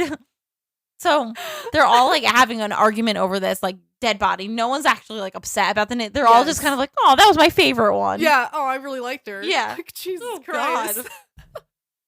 The sister does more coke at this point and runs out. Alex is like, let's go. He runs to the servants' quarter. He wants to escape and get her out. And she's like, you have to answer me. Like, someone's shooting at me. What's happening? What the fuck's happening? Because at this point, all the family has like weapons on them. Everyone, like, yes. Some sort of fucking weapon. It's horrifying. Downstairs, Fitch, who is the brother-in-law, is on the toilet. Like, he can kind of hear them fighting. And he's watching a video on how to use a crossbow. Because that's what he was given. And he has no idea how to use it. Alex explains to Grace the game. Yeah. Which is basically that if you don't play the game, you die. So many of his relatives would refuse to play the game. And then both the couple, the bride and groom, would be dead by morning. Right. If you elope, she's like, why couldn't we just elope? And he's like, if you elope, you die by morning. It has to be at the house. All these things, there are rules that are played. He says at one point to her, you wanted to get married. And she had no freaking idea. And he's like, if I told you, you would have left. And it's like, dude, you should have played that gamble. Like, you should have. Like, so let her have that choice. Yeah. Well, I guess he was like, she probably won't pick that card. Right. Well, he basically was gambling with her life. Yeah. Which is not a cute look. Not the vibe. She's clearly having a panic attack for, like, obvious reasons. And he's like, listen, I am going to go turn off the security cameras and, like, open all the doors. You go downstairs, down this long hall and go to the right. And he's like, repeat it. And she's like, I go down the long hall and I take the door. And he's like, okay, great, bye. And she's freaking out. I would have shit myself. Also, you forgot to mention her Converse look. Oh, don't worry.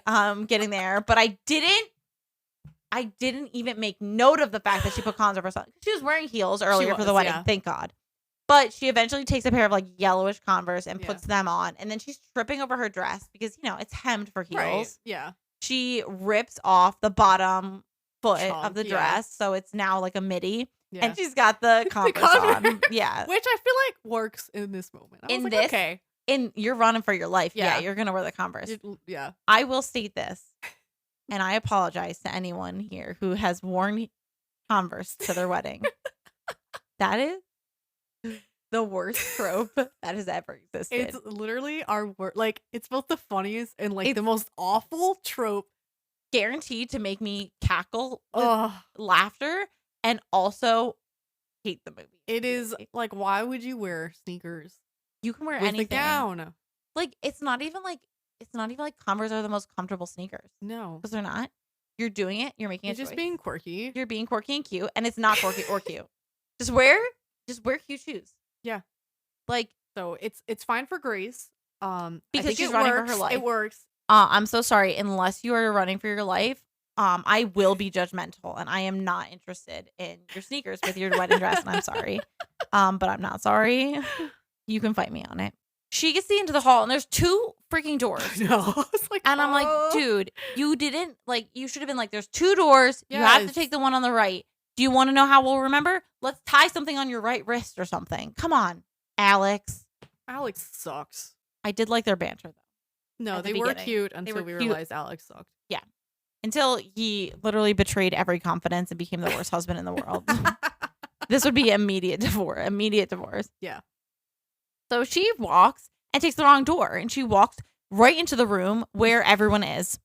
They're all like, where the hell's she at? Yes. And she just like comedic moment walks out and they all just turn towards her. Yeah. And then she's like running, of course. And she hides in the study and Daniel ends up walking right past her and he's like, I just came in here to get a drink. Yeah. And so he goes to get a drink and he's like, I have to call the others. And she's trying to beg for her life. You don't have to. He's like, I'm going to give you a 10-second head start. So it was nice of him. It was. And he's like 1,000, 1,000, 2.5, 1,000. So like he clearly doesn't want to participate. No, he's not interested. But at the same time, he is playing along. Yes. He calls out. He's like, she's in the study. And then his wife comes in. And I don't know what her name is. This fucking psycho. She's insane. So basically, he's talking to her and he's like, listen, I know that we don't think Alex did this the right way by not warning her. But like, you knew right away and you were ready to sell your soul. Yeah. And she was basically just like, you know where I came from. You knew what it was like before. This is better. Like, death was better than where I was. So Emily is the sister's name, and she forgot her gun again. This is the second time she forgot her gun. And the husband's like, don't worry, baby. Like, you can have my crossbow. And she picks up the crossbow, and then another nanny walks in the room at that point in time. And they're like, I saw her. And the crossbow goes off, and she shoots this nanny through the head. And she's like screams. She's like, why does this happen to me? Yes. Like, oh my God. Like, you're unreal. Unhinged. So the poor maid is like dying very slowly. Yeah. Or this nanny, she's dying very slow. The aunt goes and just like chops her head off. Yeah. And they're all like, oh my God. Like, you guys have all, what? Right. Everyone's what being horrible. Doing? Yeah. So the mom wants to turn on the security cameras at this point. She's like, listen, we've never had it where the person finds out. At this point, I think like during Daniel's time in the family, it's only happened one other time. Yes. It's not like a common occurrence for them to pull this card. I think the mom says it's only happened one time. Yeah. This is not the usual. Yeah. So the mom wants to turn on the security cameras because they all believe that they will die if she does not get sacrificed. Yeah. So if she lives through the night, she is going to basically cause the ending of all of the family. Yeah. And she's, I forgot, I think it was a dad. He was like, you know, like, it's not, cameras just weren't a thing back then, but, you know, we should be able to use them now. Right. They're all just trying. They're very much like, oh, it's tradition. Right. They're talking about like, can I use a gun? Daniel's wife is like, I have a gun in my purse, and Daniel's like, you do? Yeah. And she's like, yeah. And the dad's like, no, it's tradition to use grandfather's weapons. Yeah. And then they're like, but we can use the security cameras. So, but it is getting dire because they don't know where Grace is, and they're like, fuck, like time's running out. Right. This isn't going to be an easy kill. So after Grace runs out of the study, she ends up being able to go into the Latamas room, and she pulls this gun off the wall and this ammunition. And this is where you see the fit that she's in like the beginning, like the cover of the movie. And it's a pretty sick fit. She's in this gorgeous dress. She's got ammunition over her shoulder, this shotgun. She's ready to go. Her hair is somehow kind of still in place. Yes. It's just like playfully. Yeah. And she's like, shit. Yeah. Yeah. So she ends up sneaking into the kitchen, and the door's still locked. Yeah. And then all of a sudden, this manservant comes into the kitchen, and he's whistling, and she's hiding. And she can't figure out how to use this fucking gun. Yeah. And so during this scene, it's going back and forth between her and Alex and things that are going on in the family. The family realized that Alex must have turned on the cameras because the cameras are on. Yeah. And so they are headed towards Alex. They have to get him in check. They don't want him helping her escape. She is figuring out how to load the gun and basically realizes it snaps open and it makes this click noise. And the servant kind of hears something and stops singing. Yeah. And then gets back to singing. And then she's like making tea. Yes, he's making tea. She's putting one of these gigantic bullets, like cartoonishly large, 4-inch long bullet, unreal. And the servant kind of like hears a click again, and then gets back to singing. All of a sudden, she realizes that the doors are unlocked, like all the lights go on. Yeah, Alex is able to get everything running, and the servant sees her, and he won't move. So she points and goes to shoot, and the gun won't shoot. Yeah. And he's like, the ammunition is just for show. Oh, mother. Well, like, how ballsy of her for just to just be like, dude up. Hey, get out of the way. You don't want to get out? Goodbye. I'm going right through you. Which is fair because they're going to kill her. Yeah. So this guy is like not letting her go. So she takes that pot of water, boiling water, tea, and smashes it over his head. He grabbed a knife. He's screaming, like waving the knife at her. And meanwhile, in the security room, Alex is there, and he just smashes the security system. He's like, "Nuh-uh, I'm not letting anyone get to her." Yeah. The dad and him are like choking each other out because the dad is like, "What? No! Yeah. How dare you? What are you doing? We're gonna die." Right. Daniel's in the room too, and he convinces Alex not to kill the dad. Yeah. he's basically like choking out the dad, and he's like, stop. Mm-hmm. At this point, the dad knocks Alex out. He's passed out. So Grace is running around. She left the kitchen. She couldn't get through that exit. She's got to find a different exit. And she runs in and sees the dumbwaiter. And she's like, I'm going to go hide in this dumbwaiter. And she opens it. And the third nanny is in the dumbwaiter. And she's like, I don't know what's happening. I don't understand what's going on. But I'm going to hide in here because I don't want to get hurt like the other two did. Yeah. And she's like, listen, they're looking for me, not for you. Mm-hmm. Get out of there and let me hide in here. And the nanny's like, she's in here, like traitor. And then hits the button for the dumbwaiter to go down, but doesn't pull her body back into the dumbwaiter. And gets her. I think because she's sitting out to call, and I think Grace closes the door to try and get her to shut the fuck up. And then she gets I thought it was her. Yeah. Okay. So she ends up dying in the dumbwaiter. She gets decapitated or crushed or what. It's not good. No. And Grace is like, fuck. No. So she goes running. The dad locks the son in the room, in his room, with handcuffs around the footrest or the bed. The bed frame. Yeah. We realize that Grace is outside the house on like the windowsill, listening in as they talk. Mm-hmm.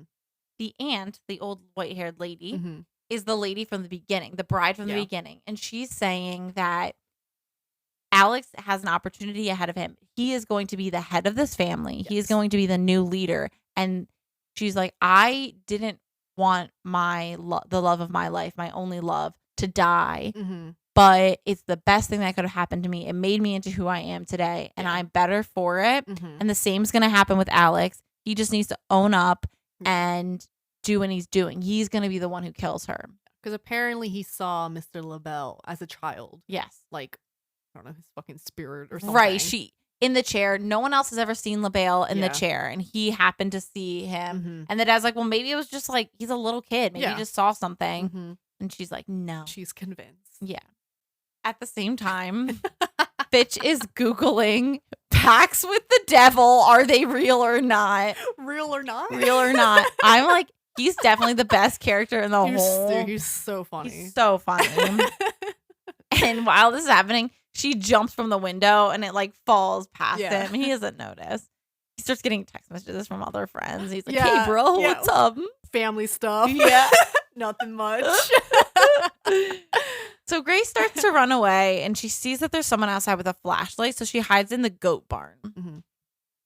She realizes that Georgie, the little boy, is the one with the flashlight. And she makes the grave error of, like the man from the beginning, trusting a child. Never trust a child. Never.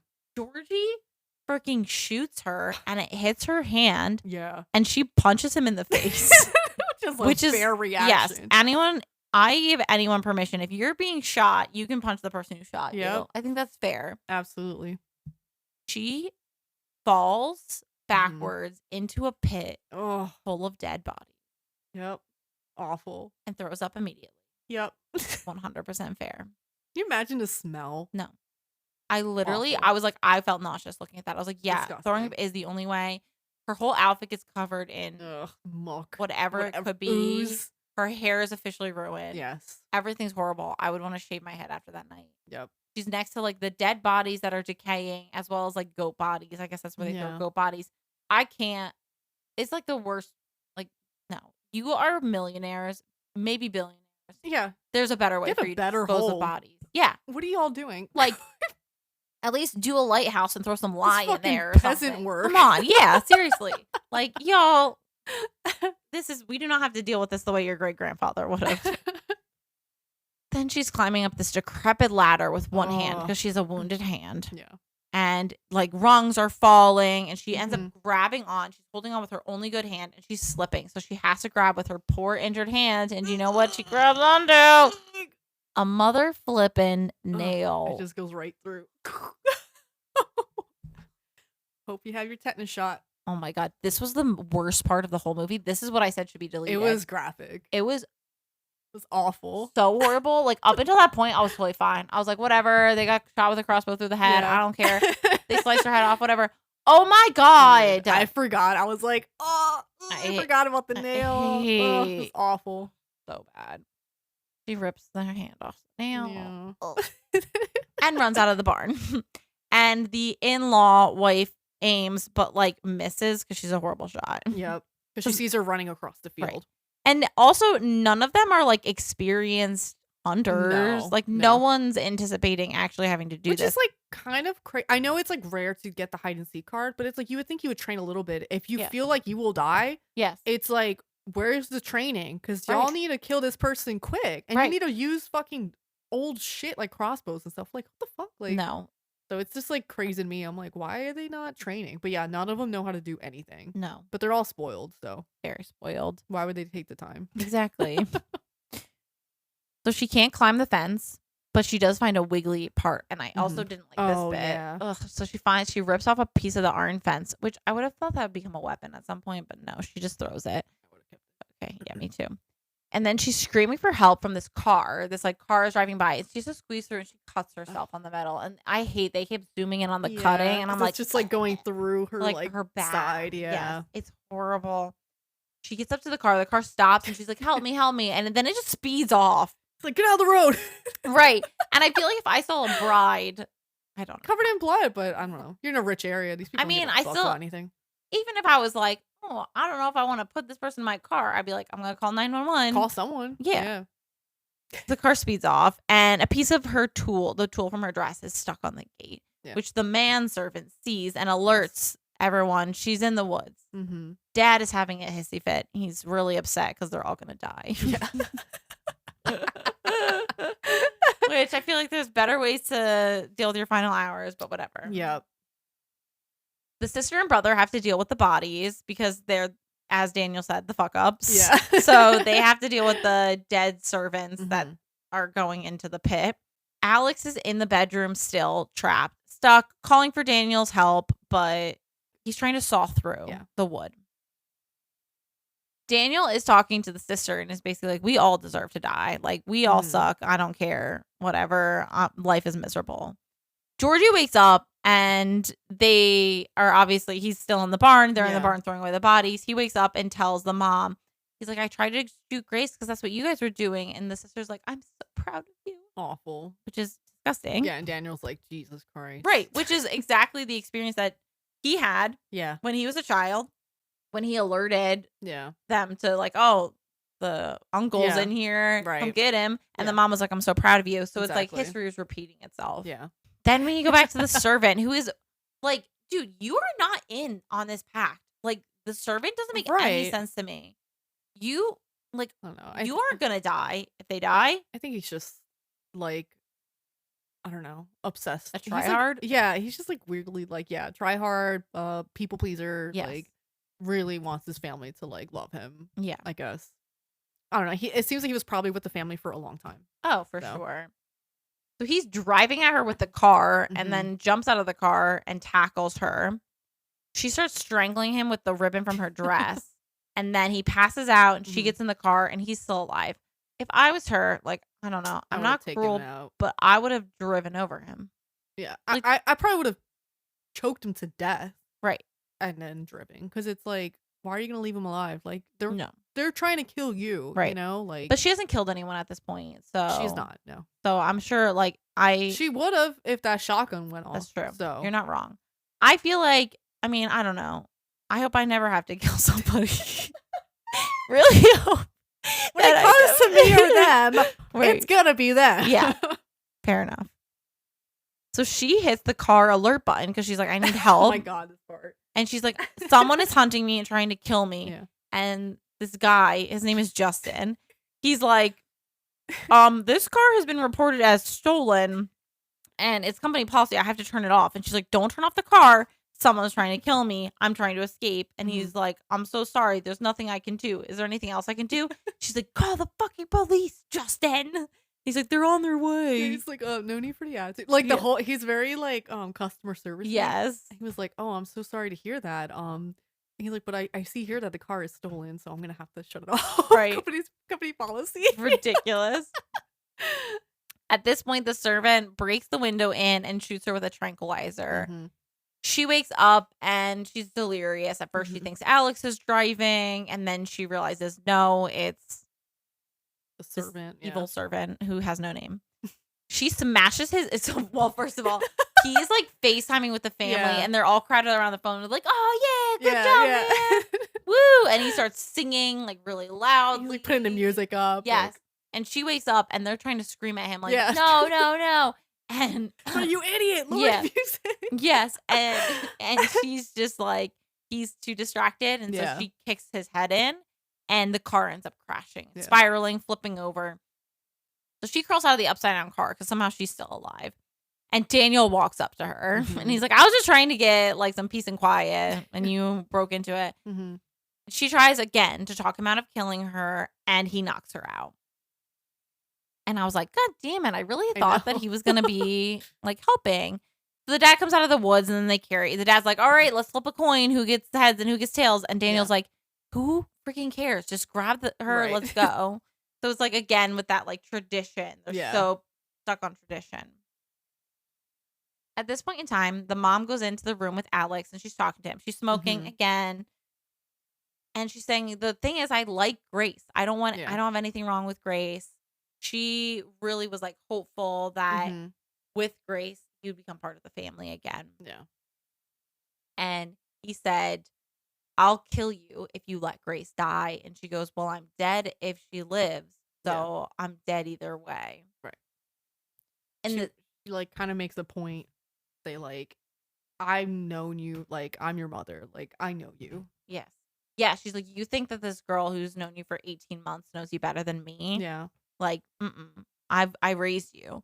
And this is when we learn that they grew up like sacrificing goats and doing like Latin rituals. Yeah. And she's like, and he's saying, you know, when you grow up in that environment, you don't think it's weird, but suddenly you realize that other families aren't like this. Yeah. Then the mom is trying to explain to her grandchildren, oh my God, a simple story about sacrifice, because of course they're all about to go circle around the table, chant, and kill Grace.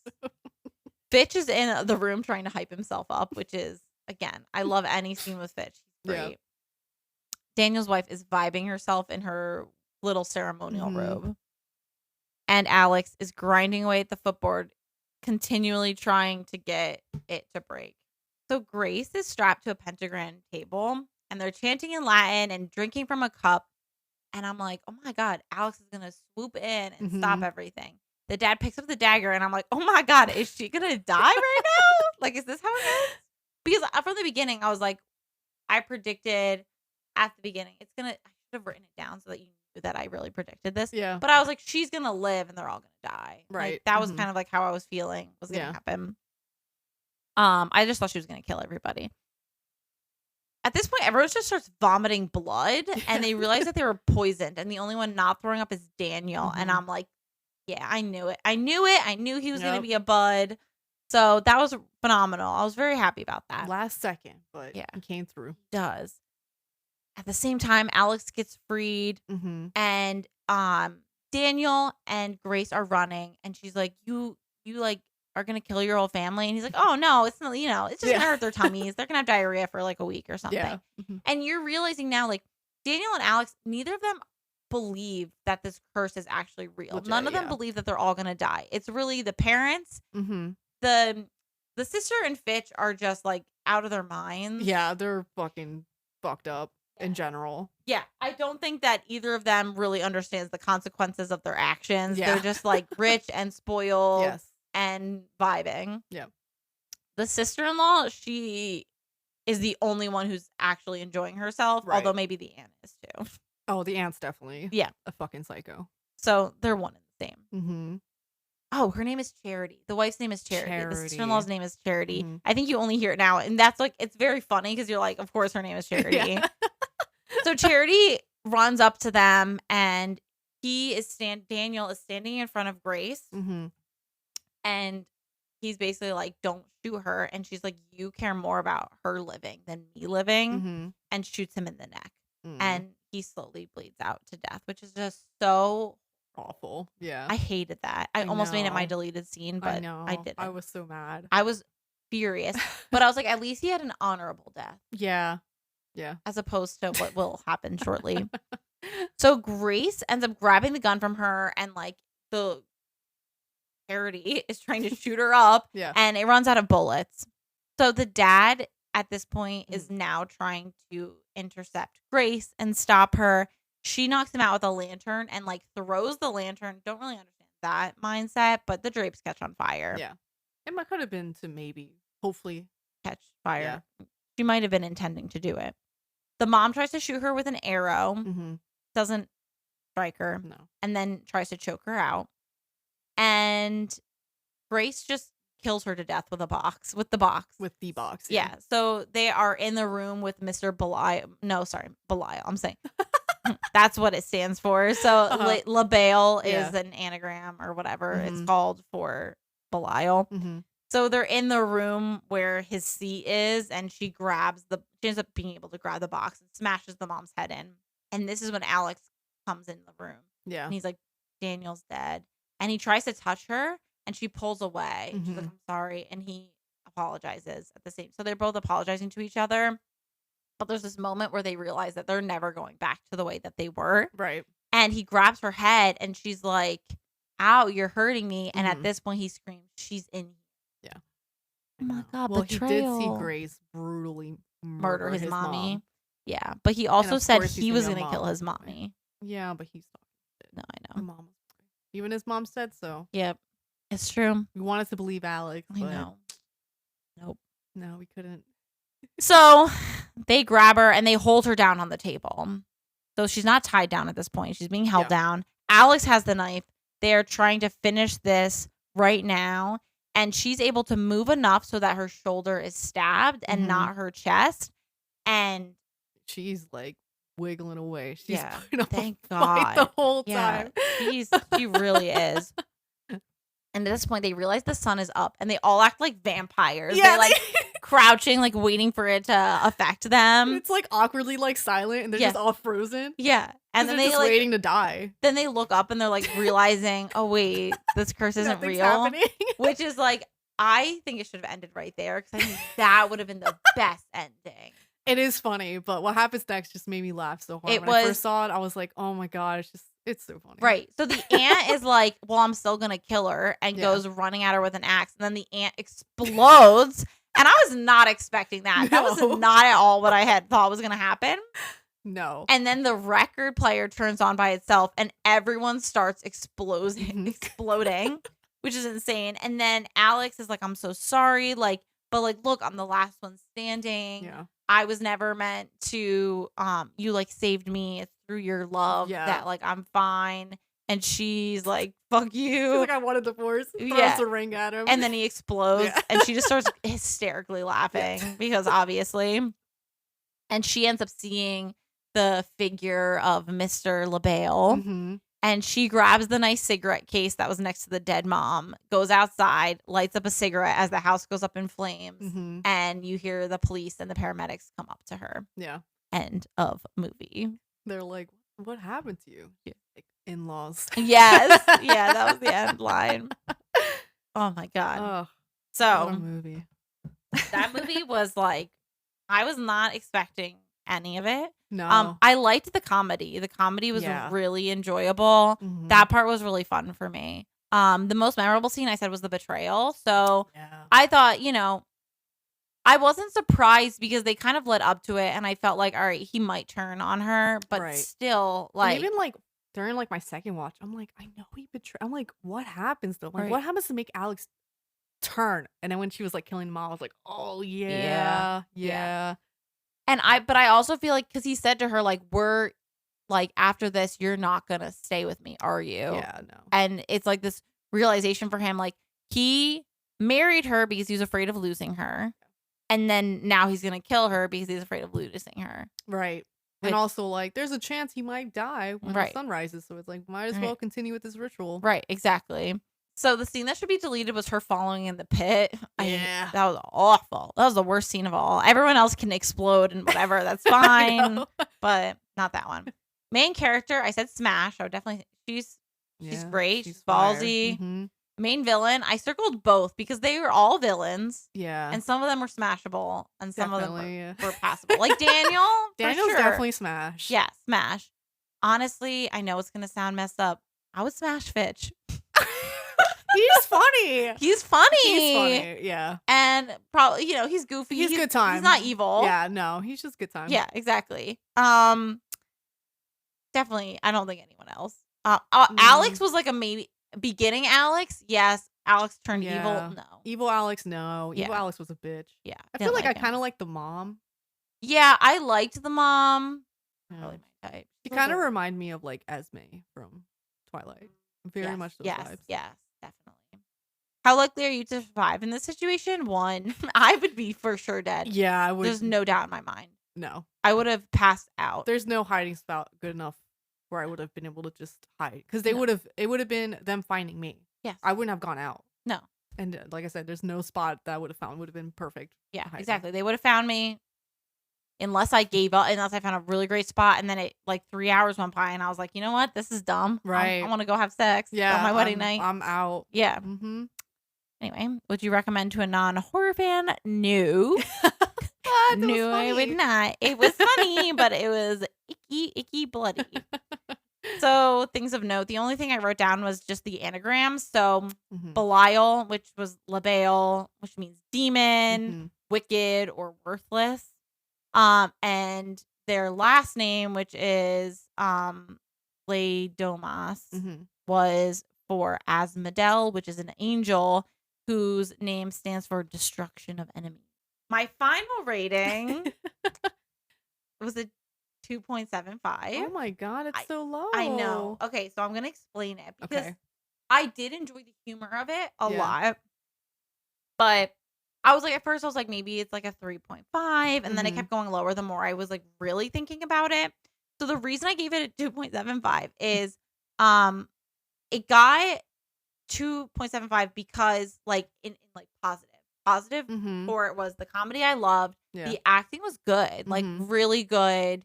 I enjoyed that aspect. The things that were downsides. Number 1, I don't like excessive gore. Yeah. I'm not a big fan of that. That's more of a personal thing for me.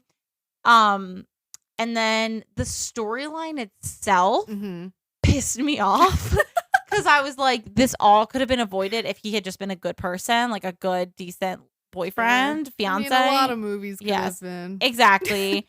And then, I guess I just like, I don't love like the whole, I feel like it could have been done in a different way that was like, not at, well, goofiness was the point. Yeah. I know that.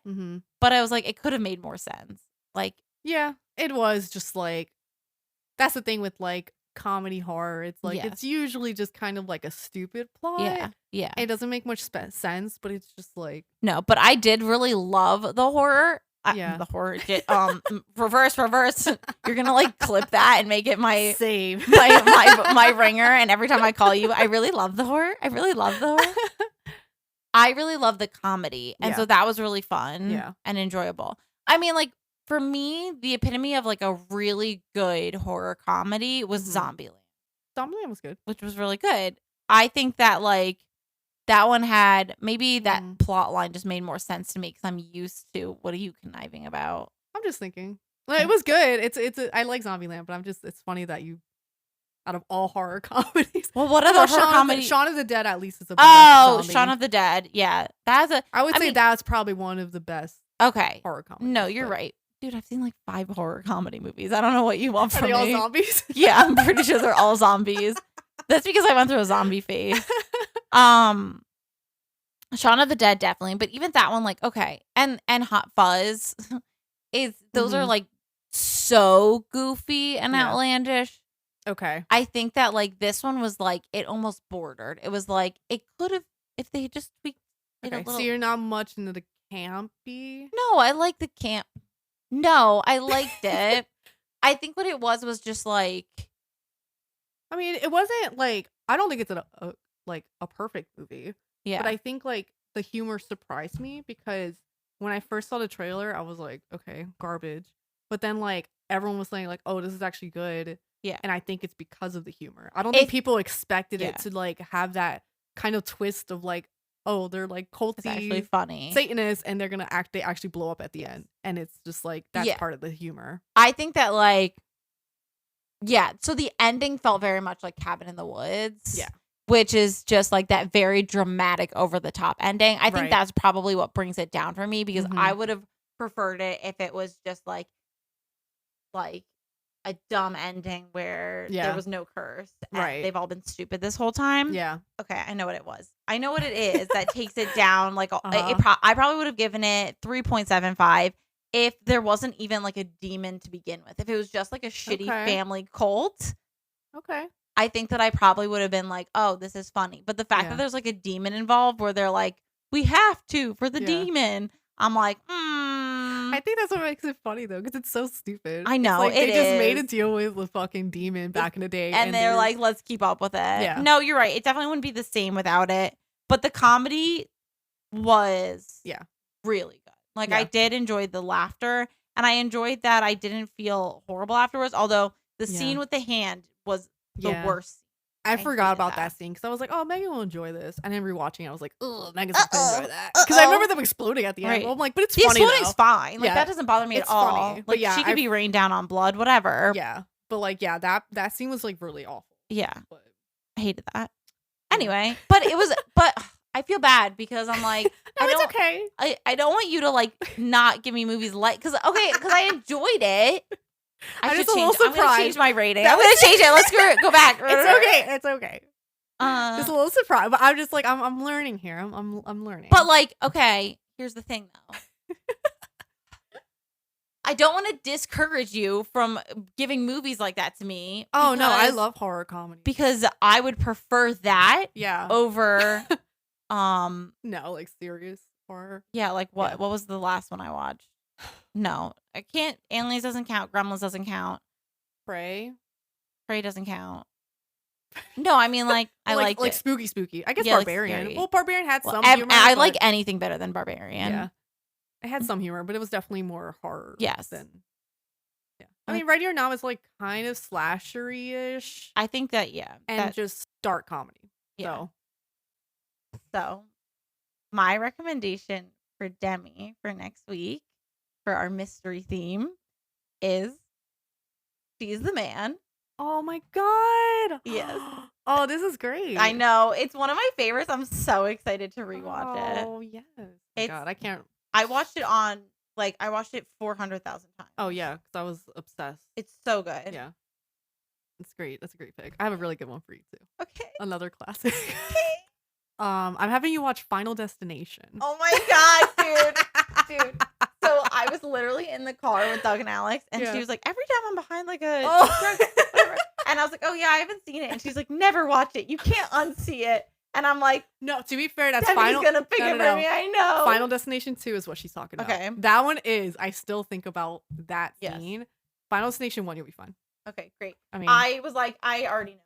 Like, in that moment, I was like, I am 100% confident that Demi is picking that for me in the next month. Like, I don't know if you said something or if I was just, I'm like, I might have said something before. You might have made a little. Yeah. I think you might have said something. Because I wasn't sure if you've seen it. I've definitely asked you if you've seen it. Right. This was early on. Yeah. I know this is a classic. Because I was going to choose this as my guilty pleasure. That's right. Yeah. I do. So now you get to finally watch it. Yay! I'm so excited. Oh, we have to give a little snapshot for it. Yeah. Did you write one? Nope. Because I didn't think we were writing them anymore. Oh, oopsies. Well, oh yeah, right. No, you're right. We're just going off the cuff for them because that's what this is now. That's what we are, yeah. Okay. So, for She's the Man, I don't remember the characters' names. Amanda Bynes. Yeah. Plays a character. Yeah. She is a girl who wants to get a scholarship for soccer and basically is not being represented properly at her all-girls school. Yes. Her coach is like the worst. So her older brother, Sebastian. That's right, yeah. He is just like a wild card and he like runs off and he's like, hey, can you cover for me? I'm going to go somewhere. And her covering for him was deciding to just be him. Yeah, because they're twins. Weeks. Yes, they're twins. Not identical, obviously, but they're twins. So she decides she's going to go to this all boys school and be her brother for the next couple weeks or week or whatever it is. Yeah. And her roommate is Channing Tatum. Yep. And it's if you have not seen this movie, abound. Shame. You absolutely have to watch it. It's literally one of the best teen comedies of our time. We came out in high school and we watched it like on repeat. God. It was just like, I said, I was obsessed with Amanda Bynes. I still sing the song. Welcome to Delirium. Welcome. Oh no, I'm excited. It's gonna be a fun watch. It's gonna be really good. So anyway, watch it and you'll learn more about it. That's a really great intro. Okay, so Final Destination is about this guy going on a school trip, but while on the plane, he has a premonition of the plane crashing and killing everyone. And so from that, he ends up getting off the plane with a few of his classmates and realize that they were supposed to die on the plane. So now death is following them throughout, my God. and they have to survive death. I did not know that's what it was about. Really? I thought Final Destination was just a bunch of like different random ways people die, like comedic deaths. I mean, like 1,000 Ways to Die, but like stupid. Kind of. Do they die in the end? Don't tell me. I won't tell you. It's the first one. I think is fun. It's definitely not as there are more, and they get definitely like more creative and kind of like dumber where how the deaths happen. This one's more like not realistic, but it's like I guess someone could die that way. But anyway, it's a good time, so I hope you'll like it. Okay. Me too. I have not watched it in a bit, so I don't know how like cheesy it's gonna be, but it's probably gonna be pretty cheese. I like cheese, so it makes me feel better than sad. Yeah, that's fair. So and She's a Man won't make you cry, so that's nice. Oh no, cry tears of joy. Tears of joy to be watching it. See my boy Channing Tatum again. I feel like half the time I'm just picking out movies that I just really want to rewatch because I'm like that. You know what? That sounds like such a good time. I haven't seen this in a bit. Yeah, I'll give that to. My siblings are gonna go nuts when I tell them. I want to say something really quick before we do our usual closing. At the end of 2023, we are doing a special episode. So instead of reviewing a horror movie, we are going to talk about our top 3 worst / best / influential, life-changing, yes, impactful movies from this year so far. And we are going to answer some community questions. If you have a question, a burning question that you've been dying to know, what's Demi's favorite color? What, which horror movie gave Megan the most nightmares? Send it in at howdoyouwatchthis@gmail.com on our Discord, which you can find the link to on our milkshake, which is on our Instagram. How do you watch this? You can find our TikTok. How do you watch? Threads. How do you watch this? And if anyone uses Threads. If anyone uses Threads. I don't think anyone uses Threads. And that's it. That's it. Thanks. We love you. We'll see you next week. Bye.